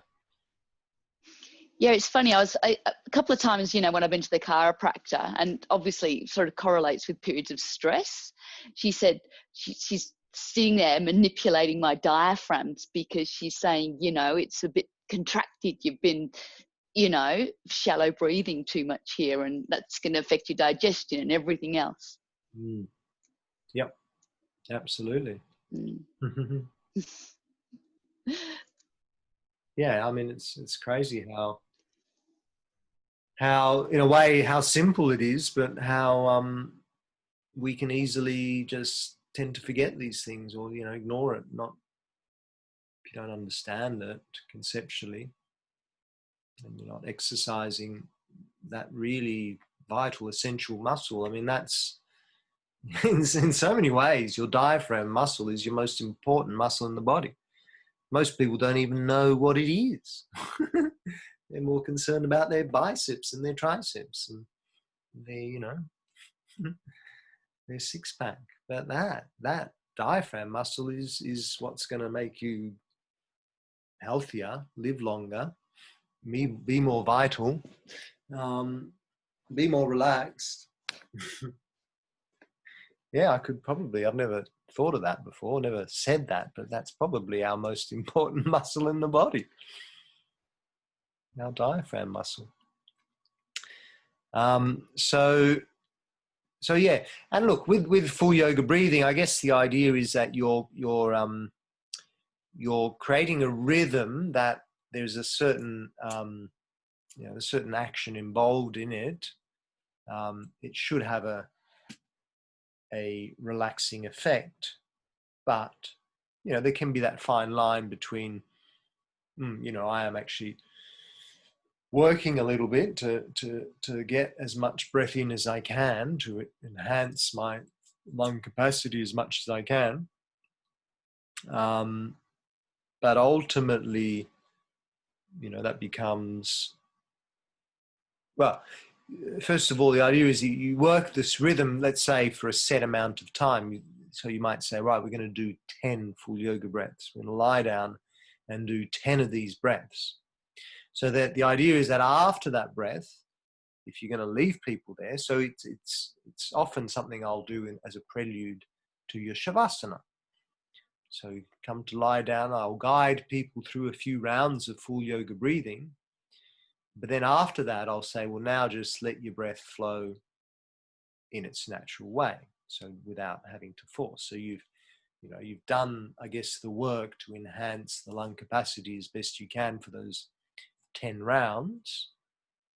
And then you'll come to a normal breath, which will still most likely be a little deeper than, say, if you hadn't done the rhythm, because you've stretched those muscles, you've opened it up. So So you will breathe deeper regardless. But, you know, making a little bit of effort at first to activate those muscles, to work them a little, or that muscle. And then after that, you know, just being in the relaxed state. Yeah, that makes sense. Thank you for clarifying that, because I used to get a bit confused going, well, I've got to, you know, I'm not that practiced. I need to force it a bit. Mm-hmm. Yeah. And yeah, just being mindful of, as I said, that subtle difference. But you don't want to force that. It's like that it's making, you know, that it's actually doing the opposite effect and switching on your sympathetic nervous system. That it's making you, you know, nervous. So yeah, just that fine line between force and effort.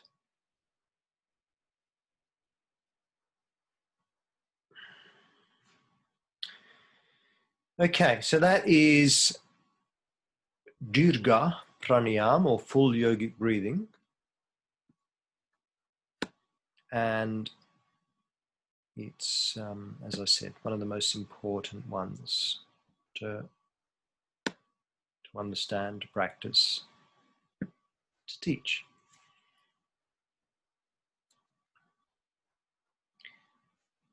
As part of your homework this week, I would like you to practice these pranayams, full yoga breathing, Mahabandha. So your full yoga breathing, you may like to practice it just as you go to bed. Why not? And that's something I often tell people too, as one of its benefits is it helps to relieve insomnia. So people, let's say, maybe struggle at night time going to sleep, I would say practice your full yoga breathing before you go to bed. It will help. Now let's skip in the booklet now. If we skip the Brahmari for now, but let's look at Nadi Shodhana. Actually, let's look at Ujjayi breath first. So the next page, Ujjayi. So I think we all know Ujjayi, yeah? We all understand Ujjayi more or less. You know, it's something that you've all been exposed to in your exploration of yoga. Let's just read what it says here. This is also called, so Ujjayi, victorious breath. It's also called psychic breath. It's done with inhalation via nostrils, then performing bandhas and exhaling through left. Sorry, that doesn't make sense to me.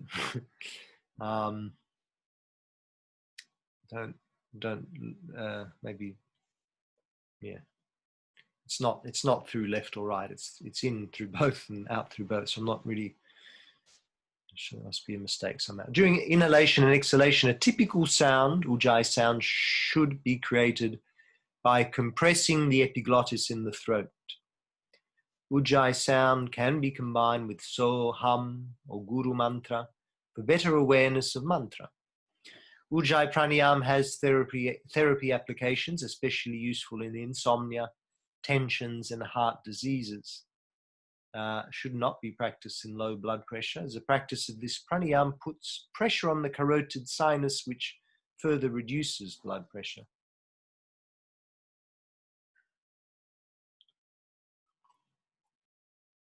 What can you tell me about Ujjayi?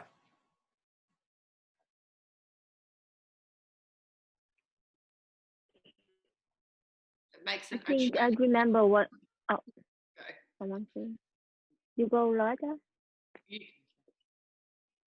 Oh, okay. I remember that we need to breathe in, and then when we try to breathe out with the mouth first, to make it like take like ha like that, and then we will shut the mouth, but then keep let that that air come from the nose, and we have like shut something here.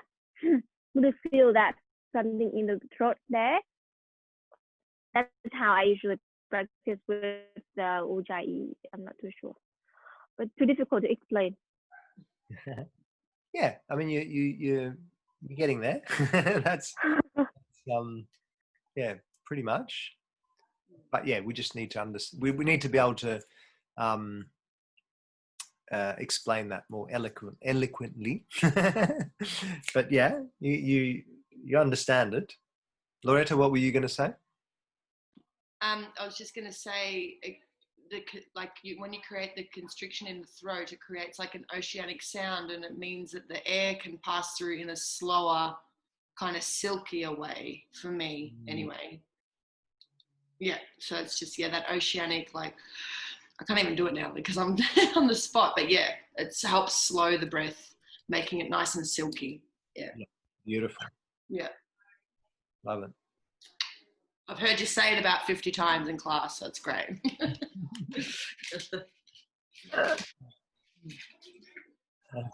Anyone else got any pointers or any gems on the Ujjayi?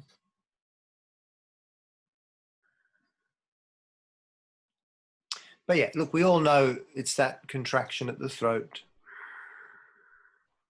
One way I like to teach it, if I'm teaching a class for the first time, if people that say I've got no idea of what you're talking about, which most people wouldn't, if you haven't practiced yoga before, this idea of throat contraction, it seems like, huh? What do you mean contracting the throat? What does that mean?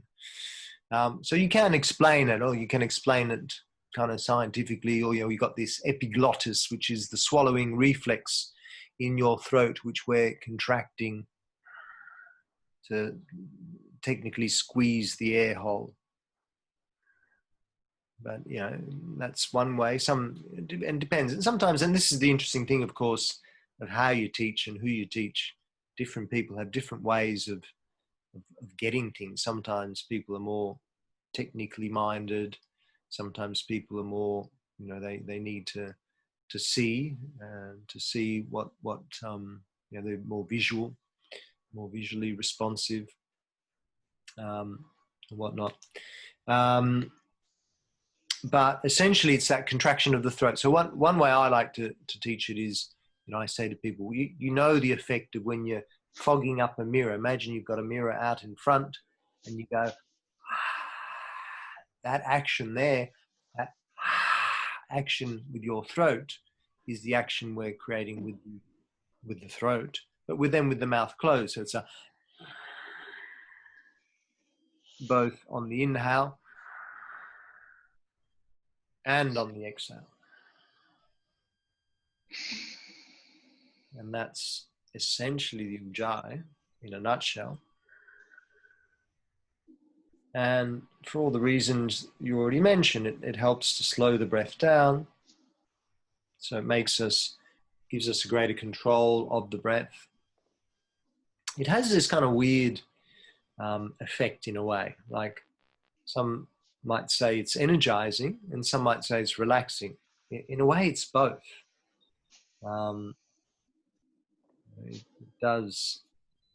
It does do both somewhat. There's a gentle turbulence that's created, which actually heats the air as it comes into the lungs. So there's that slight more heat in the body, which has, in a way, an energizing effect when there's more heat.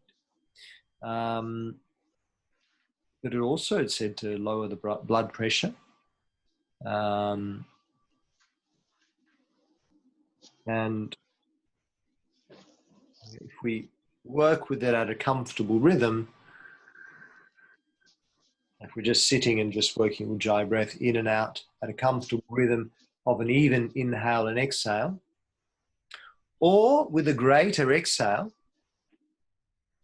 then it has this kind of relaxing effect as well. Just it kind of gets you into the zone. And that's something also to consider with pranayama.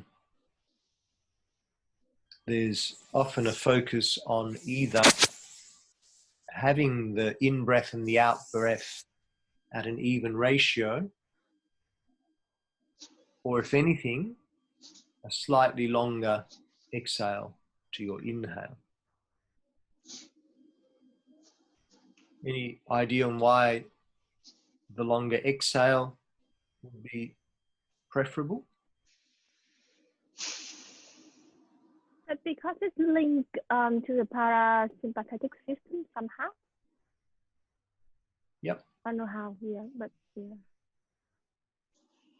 Yeah, somehow. I mean, again, it's a dichotomy in a way, because we've just found out that you inhale, you activate the parasympathetic nervous system by stretching those nerves. However, the exhale, if it's longer, it also just has this effect of calming. Yeah. Is it also increased purification because you're expelling more waste? Like if you're thinking of it from a scientific point of view, I've heard that before. You're being able to expel more carbon dioxide from the bottom parts of your lungs, and therefore it's purifying and cleansing for the lower regions of the lungs that sometimes don't get as stimulated by airflow. Absolutely, yeah. No, good point. Yeah, definitely. Steph, do you know when you said inhale activates, did you say parasympathetic or sympathetic? Inhale. Look, Stretch. In a way, it's both. In a way, the inhale is more the sympathetic and the exhale is more the parasympathetic. But the idea is that the more you stretch those nerves, that also the more the parasympathetic nervous system is enhanced.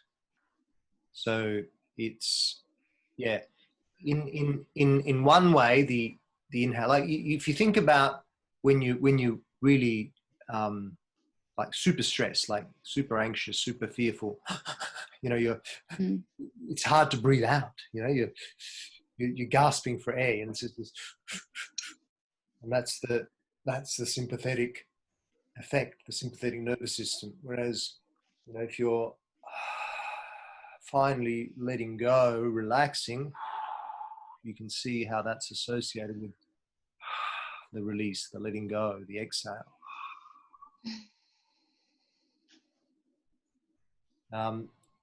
So there is an association with your... So maybe I was wrong in saying the inhale activates the parasympathetic nervous system. It's more just the fact that the deeper breathing activates the parasympathetic nervous system. I mean, obviously the inhale stretches those nerves, which has that effect to stimulate them, to bring them into effect. But yes, I would say that more so the exhale is related to parasympathetic nervous system and inhale sympathetic. So with an advanced practice, Mickey, would you get more stretching of that vagus nerve and then more of a parasympathetic nervous system response if it's something that you're really developed at? Yes. Or not? I could be thinking too logically. Yes, and to the sense that, you don't have to be exhaling longer. You could be doing the same rhythm and go very, very relaxed. But generally speaking, if your inhale was longer than the exhale, then you get into a more sympathetic nervous system state. But if the rhythm's the same, you can drop into parasympathetic nervous system. And if the exhale is long, obviously too. So a lot of our rhythms really focus on even inhale, even exhale, because once you start to elongate the exhale and change the ratio, it gets a little trickier. And even though you might be focusing on the longer exhale, sometimes if the lung capacity isn't there to do that, then it could suddenly become a stressful exercise that then, brings us back to sympathetic. That makes sense, yeah. So I don't generally teach too much of that different ratio unless people are already reasonably advanced with their breath work. So the full yoga breath, just even in and out, 7. And Ujjayi breath 2. You could experiment with trying, let's say, Ujjayi breath where the exhale is longer. And maybe that's something you could try also this week. Just experiment with the ratios. Do, in for 5 or 7 and out for 10. See how you go with it. See how it feels.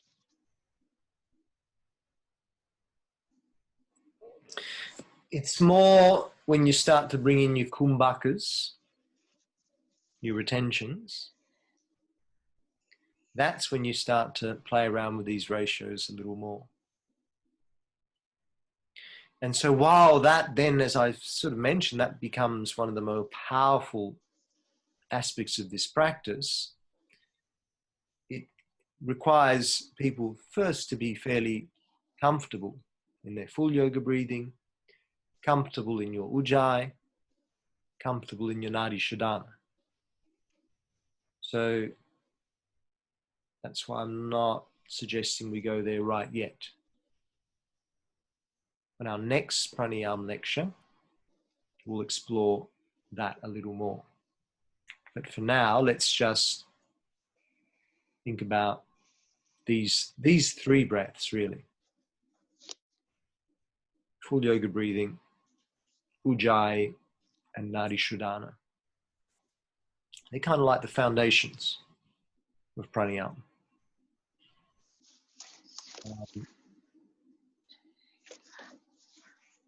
So the Ujjayi is also really useful because it then becomes a foundation for the other pranayamas as a technique to bring in.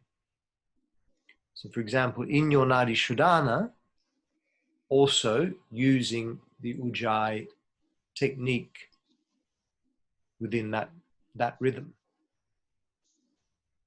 Once you mastered Ujjayi, it's almost like you're always breathing Ujjayi.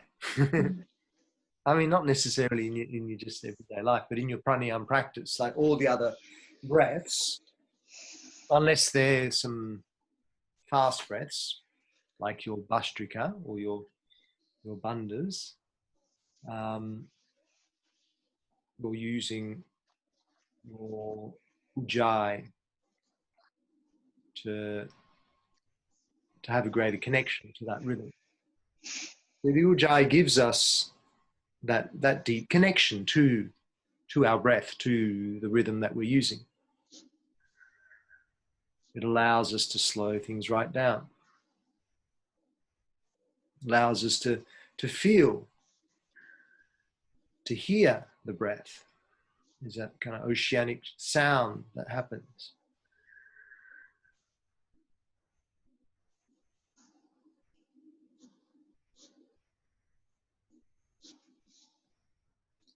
So if we move now we flip back over to Nadi Shodhana. Again, let's just read what it says here. Nadi Shodhana Pranayam, Nadi purifying pranayam. Balancing the Ida and Pingala, the mental force and vital force, is one of the main objectives of pranayam.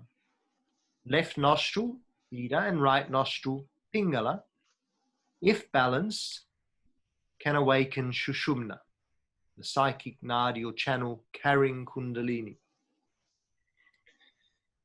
Swami recommends Nadi Shodhana Pranayama, alternate nostril breathing with Kumbhaka and Bandhas for purifying Ida Nadi and Pingala Nadi.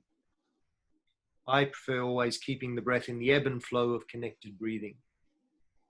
So this is just, again, illustrating that this, within Nadi Shodhana, there's the potential to bring in the Kumbhakas. But there's no use to explore that until you're super comfortable with just working it as a connected breath. So connected breath meaning no retentions. I mean, maybe a little spontaneous retention, a little kevala kumbhaka, but without any kind of long retentions. Ideally, how long would the retention be for Well, again, it just depends. There's different rhythms. I think in the asana mudra, have a look in there. In Nadi Shodhana, it actually gives you a bunch of different options of suggested retentions and things that you could try. But let's not go into that yet. Let's be comfortable. So, I want you to be comfortable just working the Nadi Shodhana for at least 5 minutes, if not 10 minutes. Just working that rhythm for 5 to 10 minutes and just being comfortable with doing that non-stop before you start bringing in any retentions.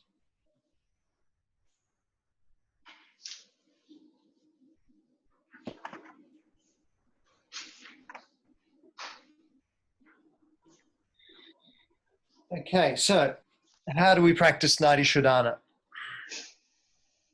Important to be sitting up nice and tall, nice and straight, shoulders roll back, spine upright. Now, generally we use the right hand, although if you're left-handed, you could use your left hand, but yeah, generally the right hand. I actually use my left hand because I've got a bit of an old shoulder thing going on in my right shoulder. So holding my arm up with my right hand aggravates that a little bit for me after some time. So for myself, I just use my left hand. But yeah, if you can, you use your right hand. We use the thumb and our ring finger. They're the two places where you place a gentle pressure over the nostrils like that. Thumb and ring finger, gentle pressure over the nostrils. Now there's two ways that you can hold your hand. One is like this, called Vishnu Mudra. So the other index and middle finger into the palm of the hand. So you like that. That's an actual mudra called the Vishnu Mudra. And then you work it like that. But the other one, and probably the more common way and easier to some degree, is resting the index and the middle finger on the third eye, on the forehead.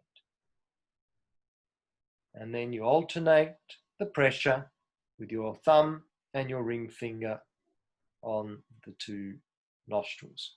Now that pressure doesn't need to be strong. You don't need to be pressing into your nostril.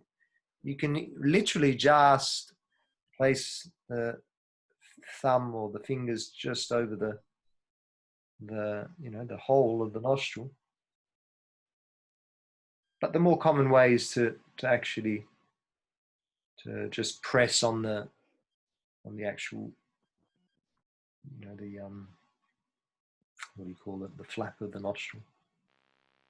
But really gently. You don't want to be forcing. Just a gentle pressure, just so you close off the nostril. That's all you want to do, is close off the nostril.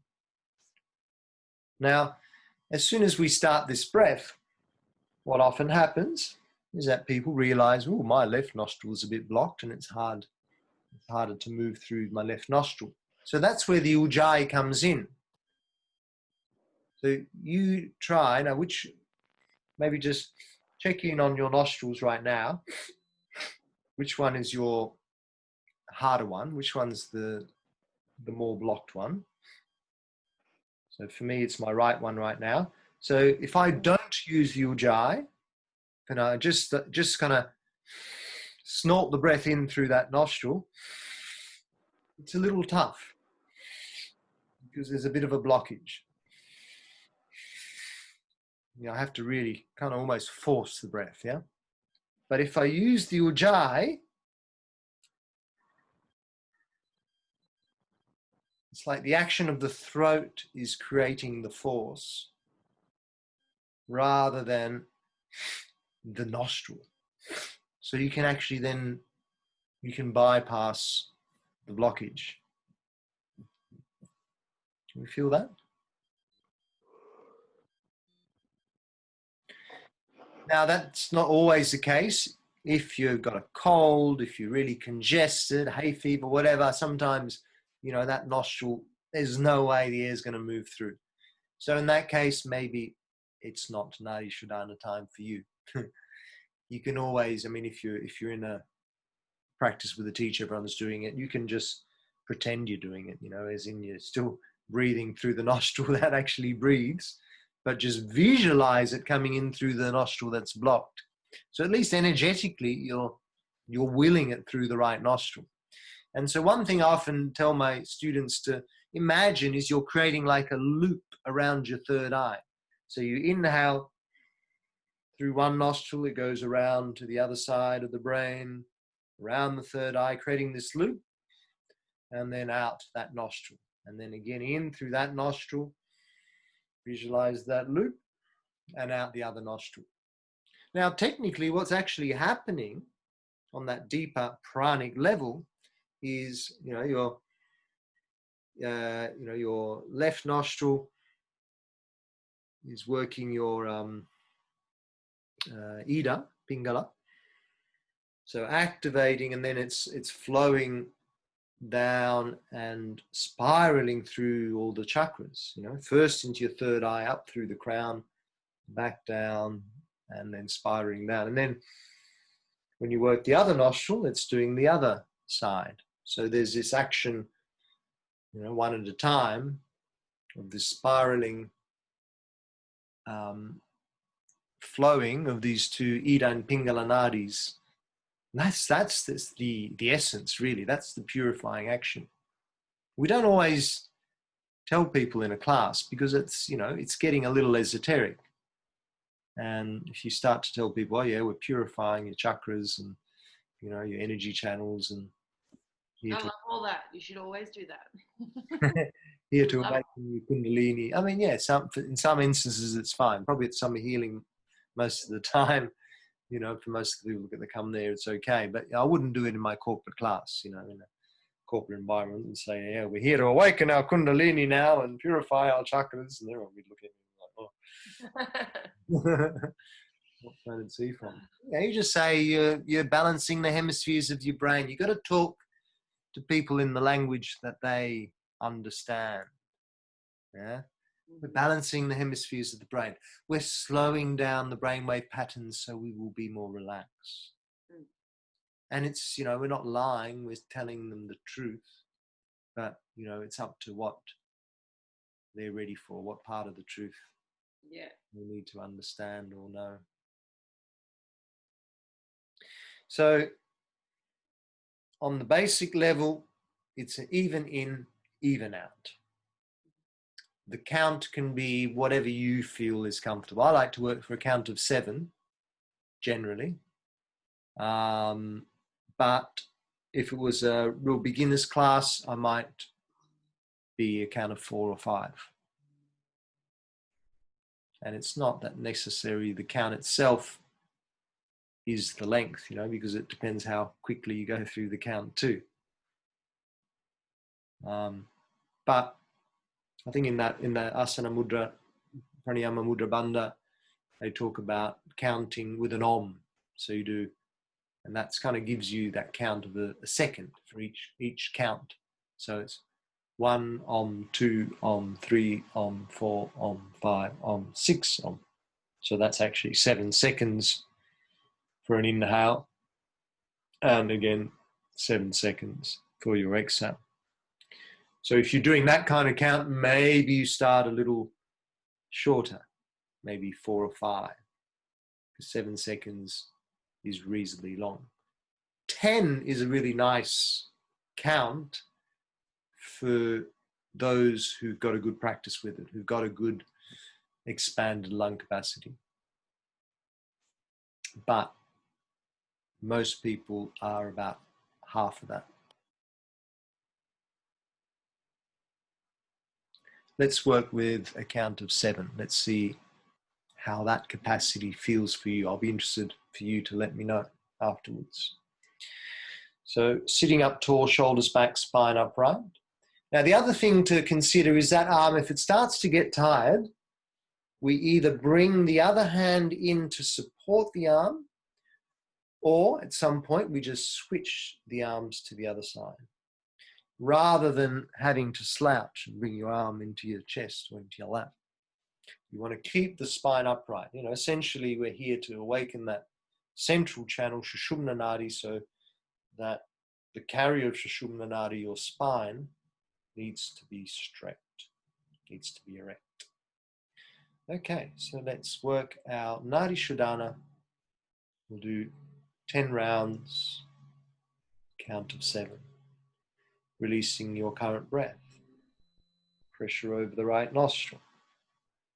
Inhale through the left, 2, 3, 4, 5, 6, 7. Exhale right, 2, 3, 4, 5, 6, 7. Inhale right, 2, 3, 4, 5, 6, 7. Exhale left, 2, 3, 4, 5, 6, 7. Inhale left, 2, 3, 4, 5, 6, 7. Exhale right, 2, 3, 4, 5, 6, 7. Inhale right, 2, 3, 4, 5, 6, 7. Exhale left, 2, 3, 4, 5, 6, 7. Inhale left, 2, 3, 4, 5, 6, 7. Exhale right, 2, 3, 4, 5, 6, 7. Inhale right, 2, 3, 4, 5, 6, 7. Exhale left, 2, 3, 4, 5, 6, 7. Inhale left. Now keep going in your own time. Just count it yourself. 7 in and 7 out. We'll do a few more rounds just in your own time there.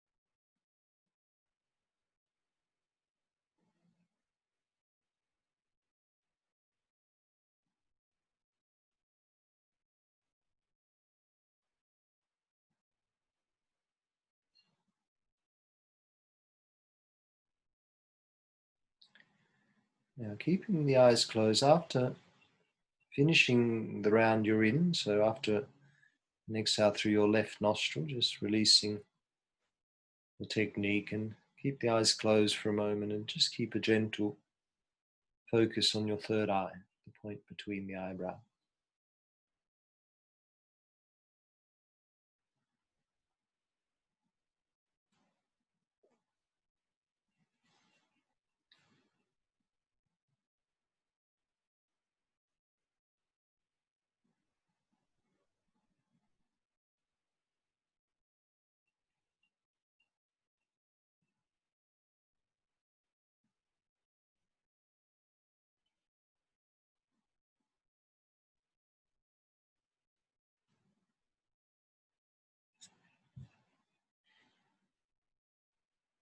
And then when you're ready, blinking the eyes back open.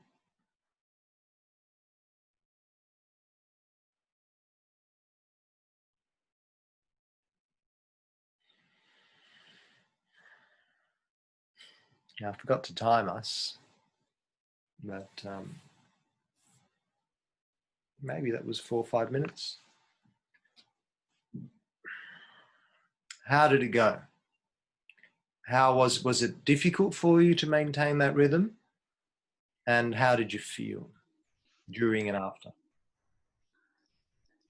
I feel like having a nap right now, but I found it easier to use the Ujjayi breath if I was feeling a little bit constricted on one, like on my right nostril, for example. Clicking into that Ujjayi breath just helped it flow so much easier. Good. Yeah, for me the same. At the beginning was hard because it's like tapada, and then with the jai, it improved. Yeah. Good.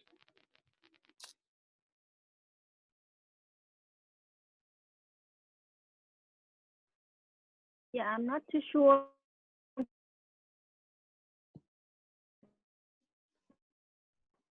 You're breaking up there, Anne. But like for the first, We can't hear you there. yeah, Sorry, you're okay. Something happened.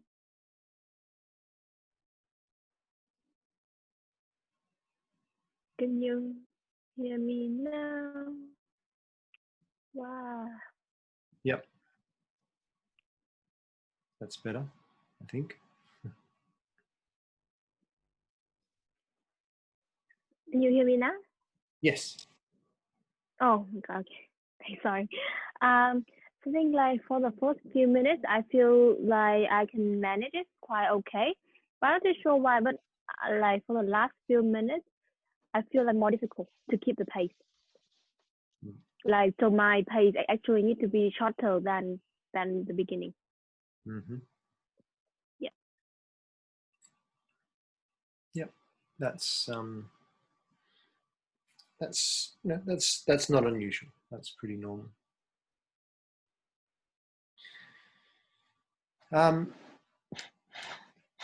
Yeah, look, it's often in a class we might just bring it in for a round or two, you know, just a quick little Shadana, here we are. But what we did just then is still really just an intro as far as, you know, working it as a decent pranayama practice. I mean, as I said, definitely, you know, 5-10 minutes almost as a minimum, you know, 15-20 minutes even for a deeper immersion in it. I mean, I probably personally just work around about 5 minutes of it each morning. Except for sometimes when I feel like immersing deeper into it, then I'll go a little longer. But yeah, it's like anything. It's initially it's got these hurdles, you know, your arm weighs, your lungs are challenged. It takes a bit of practice. So again, could we try and incorporate this into our morning practice this week as a regular thing with your bandhas? So you do your bandhas first to energize, and then this one to equalize, balance. And the Durga as well? The Durga, do that at night time. Okay, yep.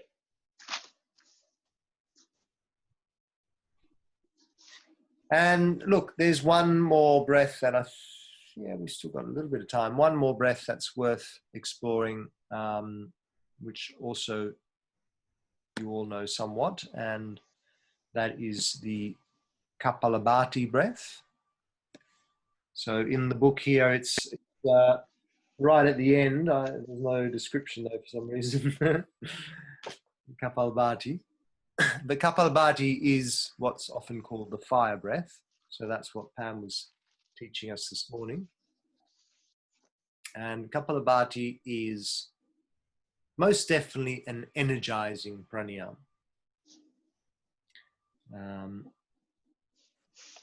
So for the Kapalabhati breath, the word Kapalabhati means skull shining.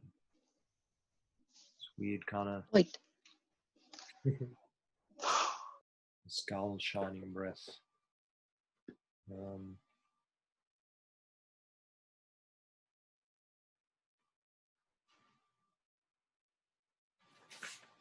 Frontal brain cleansing breath.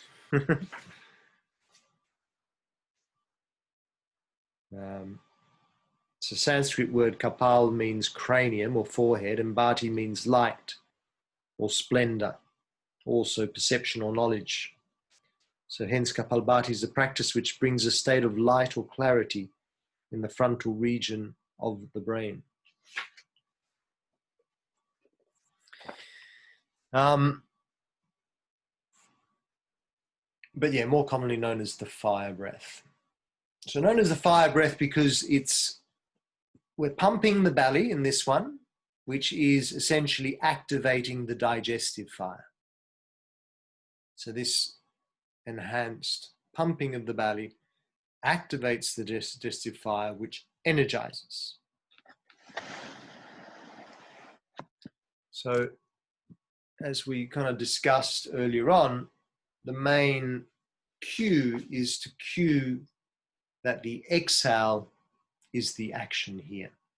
So the way I would teach this is say, right, we're working with this fire breath to activate our digestive fire, to enhance our energy. And the way we work this is we work very quick successive breaths in and out of the belly, through the nose. And the main action is the exhale. The exhale is the drawing of the belly in towards the spine, and the inhale just comes naturally. So you don't even have to think about the inhale. So we just focus on the exhale. The exhale is the action. It's the drawing the belly into the spine. The inhale is the release. We could also activate our bandhas here for a deeper experience, particularly Mula Bandha and Jalandhara Bandha, but also Uddiyana Bandha because you're drawing the belly in. So you're activating the bandhas on the exhale as well. But that's at a deeper level, initially just getting that rhythm of belly in and out. So it's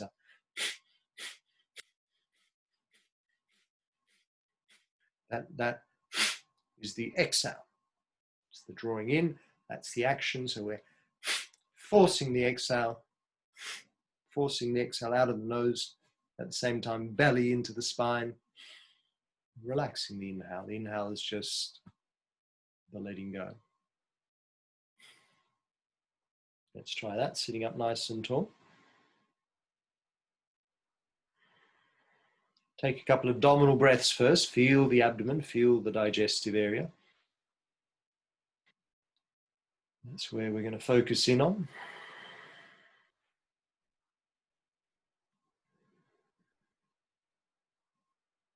And then let's work about 30 or 40 of these breaths successively. Exhale as the action. So together,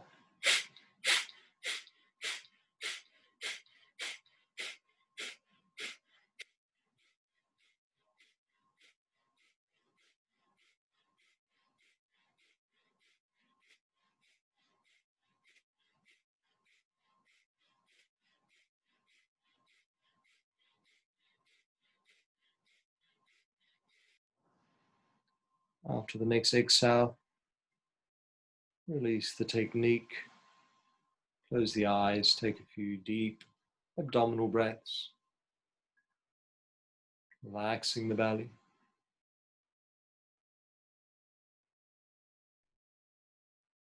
Relaxing the abdominal center. Visualize that digestive fire radiating its energy out.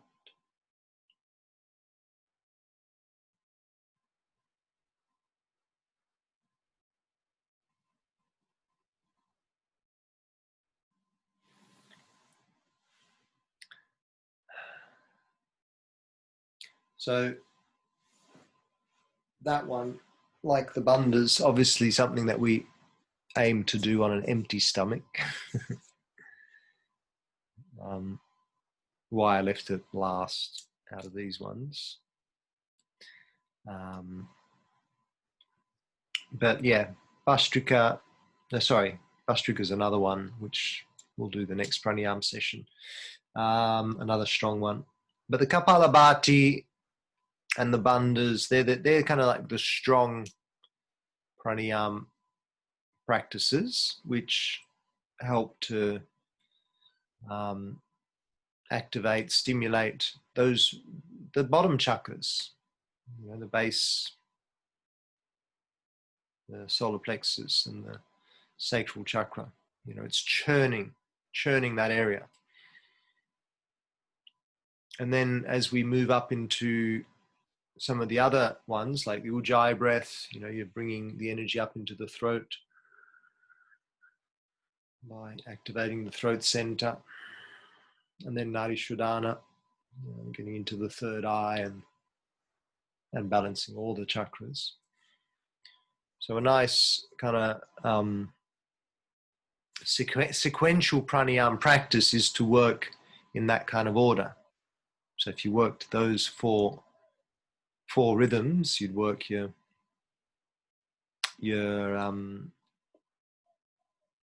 bandhas, your Kapalabhati, your fire breath, your Ujjayi, and then your Nadi Shodhana. So stimulate the base first, and then fine tune the vibrations as we work up the step ladders there, work up the chakras. Now, probably the only ones that you'd really bring into your asana practice, well, you could bring in 3 of those. You could bring in your full yoga breathing into your asana practice as your ending or as a way to relax people. Ujjayi breath is the ideal breath to breathe all the time in your asana practice. And then sometimes bringing in that fire breath into the asana practice can be useful to stimulate the energy. It's like it gives you a little energy boost.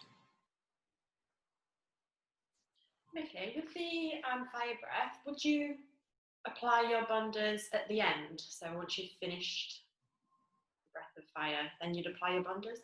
Yes, good pickup. So that's something I actually do. I mean, I wasn't necessarily going to bring it in now because I don't want to necessarily confuse things. But yeah, you can combine the two as a practice. So so the way I work with my morning practice is I work a little bit of fire breath. So I do a few rhythms, maybe 10 or 20, just. And then at the end, deep breath in through my nose, all the breath out through my mouth. Without breath, engage the 3 locks. So yeah, so it becomes like a collaboration of those 2 rhythms into one.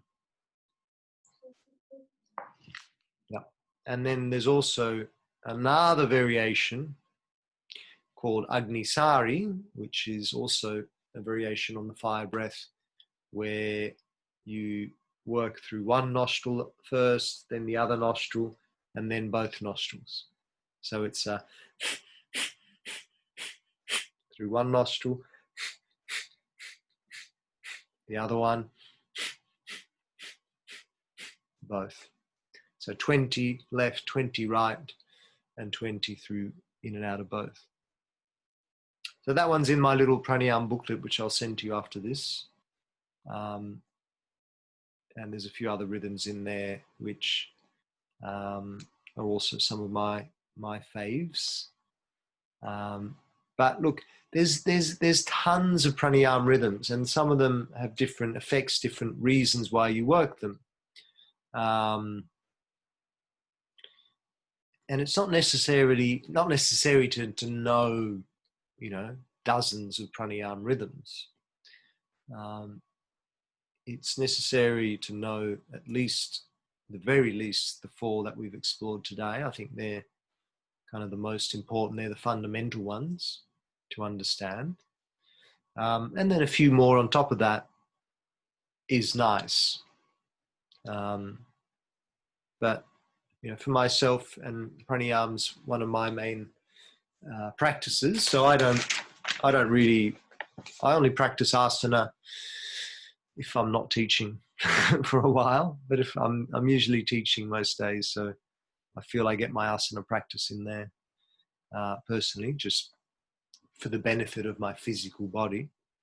So then what's more important for me is the pranamaya kosha, is to enhance the vitality within my prana body. So pranayama is my personal practice that I do every morning alongside my meditation. So for me, my personal practice, for example, is working Agnisari as a variation of Kapalabhati. I worked that twice. I worked my bandhas 3 times with the fire breath. Then I work a Bhastrika rhythm, which I'll show you that at some point, the Bhastrika. And then I work my Nadi Shodhana. Sometimes I might work the Viloma in between, which is again another breath, and potentially an Anuloma at the end. But you know, the most, and then okay, sometimes I'll also work with some some retentions, so some kumbhakas. So I guess I have about 9 or 10 that I work with, but generally on a daily basis, I would only work with 4 or 5 as part of my practice.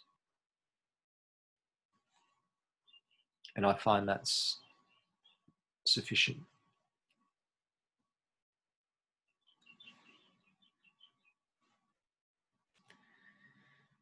I said, is that why you look so youthful? Because of all the pranayams you're doing? True? Well, thank you. I would like to think so. I met this woman, she was 95 and she didn't look a day over 70. And I asked her what her secret was. And she said she traveled to India in the 70s and was taught pranayama breathing. And she just does it every day and has done that every day since the 70s. And I was like, well, no wonder. She just you would never have guessed she was 95. She was so youthful. It was amazing. Yeah. Mm. Yeah. Oh, amazing. Look, I can't, you know, praise pranayama enough. I think it's one of the most overlooked parts of the practice, but one of the most important parts of the practice. Mm. It's, you know, it's the aspect of the practice that really enhances our vitality. Yeah. So it gives us our youthfulness, our energy, I mean, it just makes sense. It's the life force. Life force is what gives us that force of life. So pranayama makes sense to be the practice that expands it, enhances it.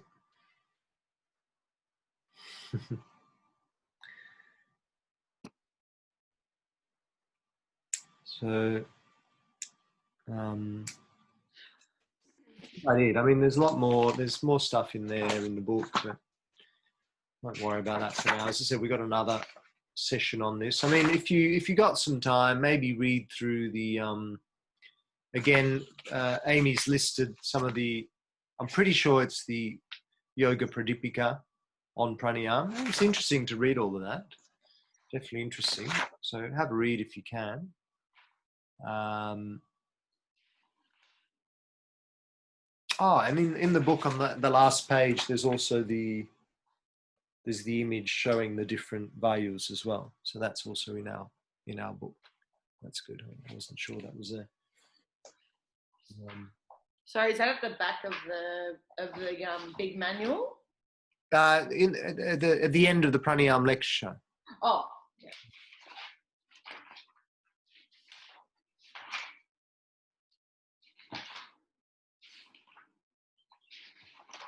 Oh, yeah.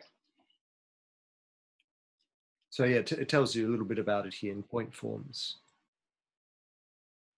about those different values. So you missed that, Carolina. The values are the elements of the pranayama kosha. So the idea is that we have different koshas, different bodies, different aspects of who we are.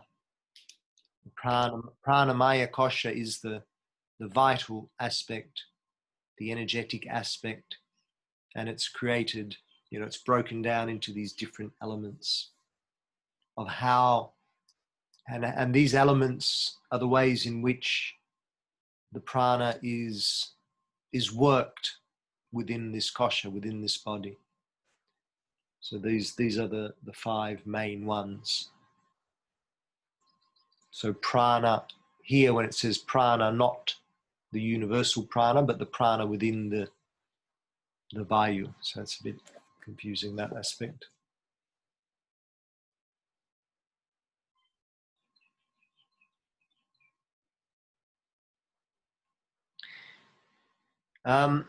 So try and practice those pranayams this week. I mean, try and practice them all the time. But at least this week, have a good immersion into them. Spend a bit of time each morning. So maybe working, try and, I don't know, I mean, whatever time you have, I mean, obviously we got more time, so we should have less excuse to find excuse, we should have less excuses not to practice.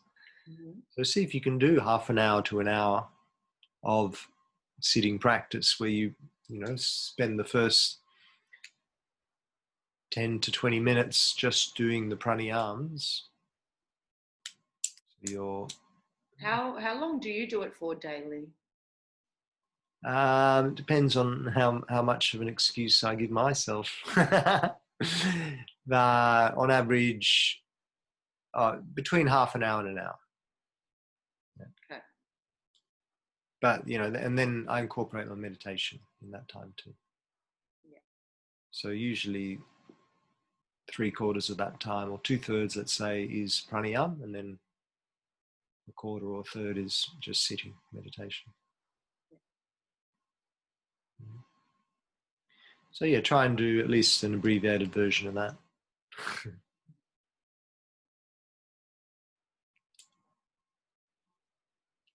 And what other homework was?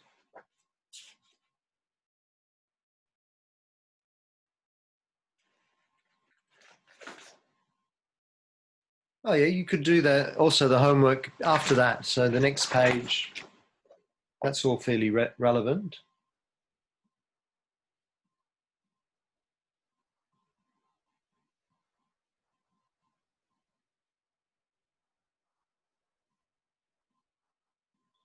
Don't worry about natural breath. Just explain diaphragmatic breathing, explain ujjayi, explain dirga, which is the full yoga breath. Name 7 points on how to guide breath in general.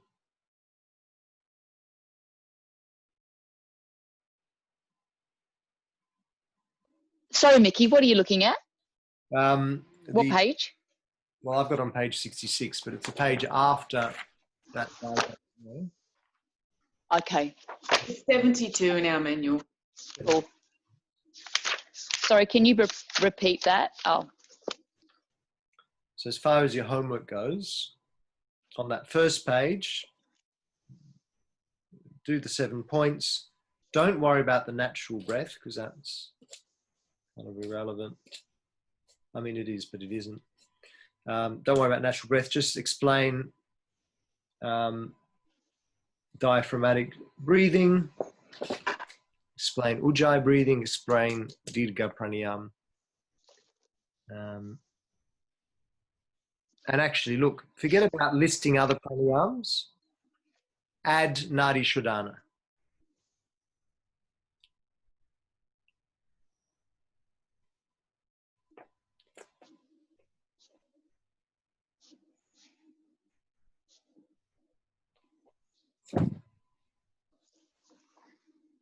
So with my little handout that or message out. I'm not allowed to hand things out anymore. That pretty much gives you most of the answers there. But just just have a look through what I've written and then just write things in your own way.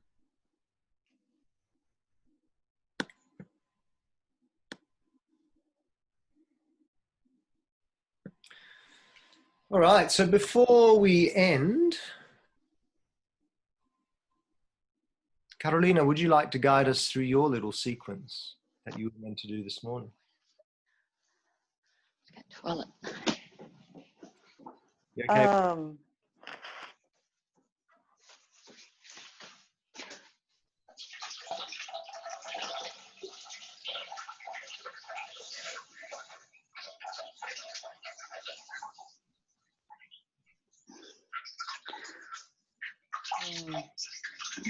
Yes, I can try to explain it in English. Yeah, if we would have translators here, would be awesome. Yeah.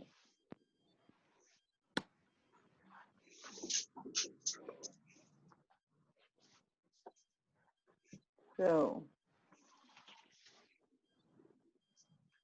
So I'm saying like guide us through the practice. Just Wait a sec. I'm still on here. like the Surya or just the bandas? Both. Both. Okay. Yeah. Yeah. Let's try.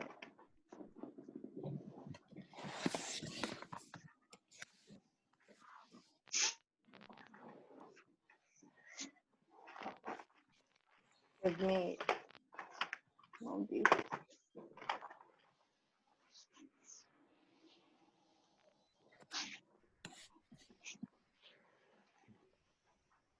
Can you see me there? Good? Yep.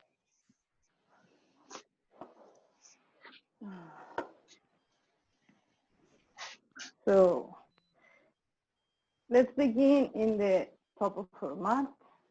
No, first is I'm not sure how to do this. Like, how do you start like with the bandas? Or for me, I do the bandas first and then the practice. Yeah, that's fine. Yeah? Yep. So let's begin in Siddhasana, Siddhasana position, Siddhasana posture.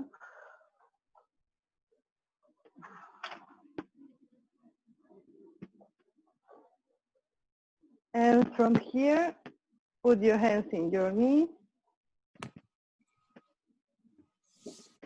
From Siddhasana, yeah. Close your eyes and release your body through a big exhale and inhale. Then exhale through your mouth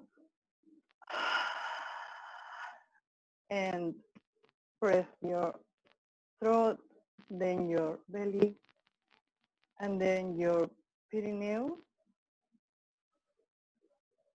And when you feel you need to breathe, take a soft inhale.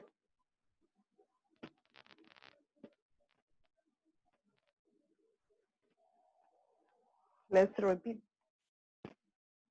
So inhale, big exhale for your mouth.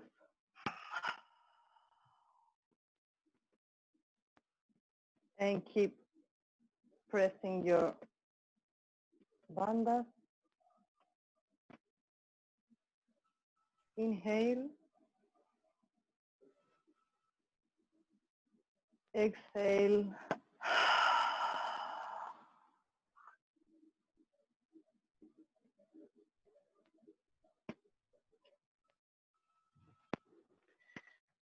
As you inhale, go to cat-cow position.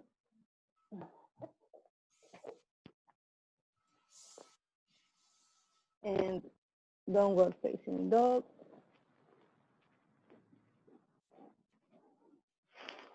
And go to your hands to Uttanasana. Halfway lift. Inhale. Uttanasana. Exhale. And reach the sky. As you inhale, pray position. So inhale again, reach the sky. Exhale, Uttanasana. Halfway lift. Inhale, exhale, Uttanasana. As you inhale, set your plank position. Inhale, exhale, Chaturanga Dandasana. Inhale, upper,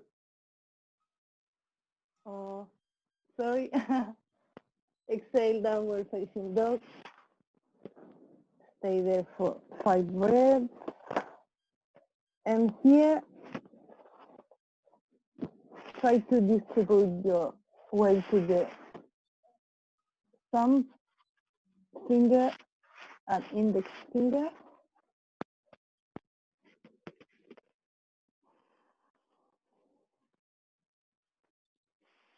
As you inhale, put your feet between your hands.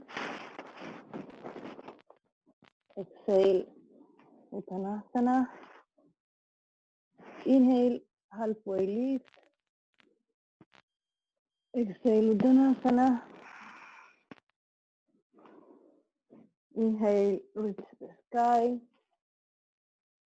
And again, exhale, Uttanasana.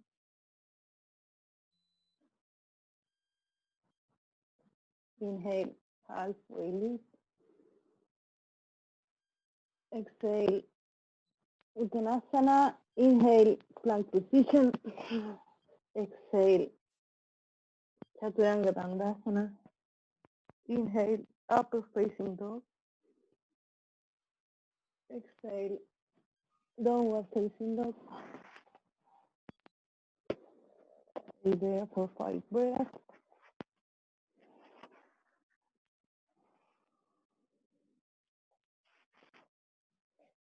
Focus your attention in, put your weight in your thumb finger and index finger.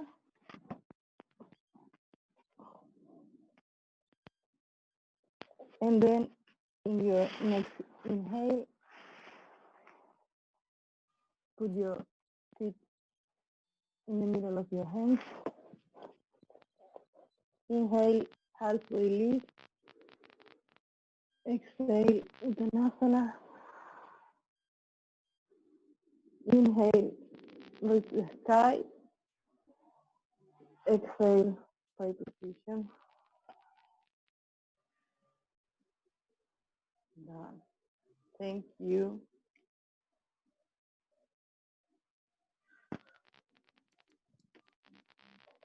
Thank you.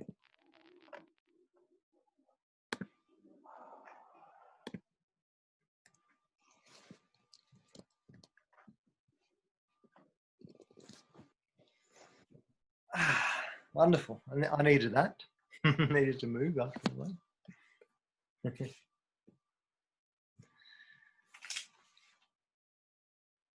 Any feedback for Carolina?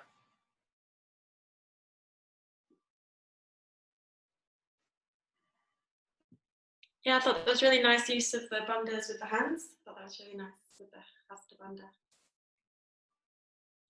And just, yeah, your voice is really nice. It's, you know, really beautiful and really interesting to listen to and really calming. Yeah, ditto. I love the voice.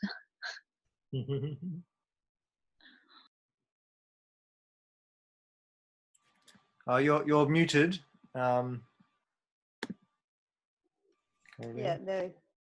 Yeah, I'm saying that I'm willing to receive criticism, like críticas. Someone knows Spanish. You can say anything. Yeah. Caroline, that's the first pose. What is the first pose? The Sanskrit name of that when we sit down. What did you say? Oh, yeah, I'm not too sure. Yeah, okay. Is that the sitting? Yeah, because it's new to me, so I don't get it. So is that the name of the sitting pose, right? Yeah. Okay. Okay. Yeah. That's fine. Yeah, I just asked. Siddhasana, you said, yeah? Yeah, is it that Siddhasana? Yeah, Siddhasana is one of the sitting postures, yeah. Okay, so that is normal. The Siddhasana. Yeah, I don't know that. Yeah. So the cross leg one, when you cross the leg. Siddhasana is where you bring one heel into the body and the other leg either just like that in front, like that. I see. Yeah. Or it can also be with the foot in there.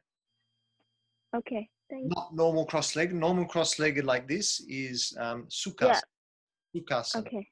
That's normal cross-legged. Okay. Siddhasana is that one there. Okay. Thanks. Okay.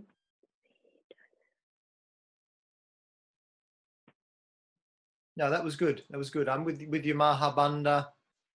You know, probably need a little bit more instruction, particularly if people haven't done it before. You know, just kind of emphasizing that we're holding the breath out. So sometimes you need to actually talk through it a little bit beforehand. You know, earlier on, Jo did it. She got the breathing wrong, but she did very well at actually talking through it beforehand, just explaining what we're doing. But the idea is that we do it. You know, we engage these locks. I mean, you did it beautifully for someone who already knows what you're doing. But yeah, most people wouldn't. So sometimes a little bit more instruction, just to explain what we're doing.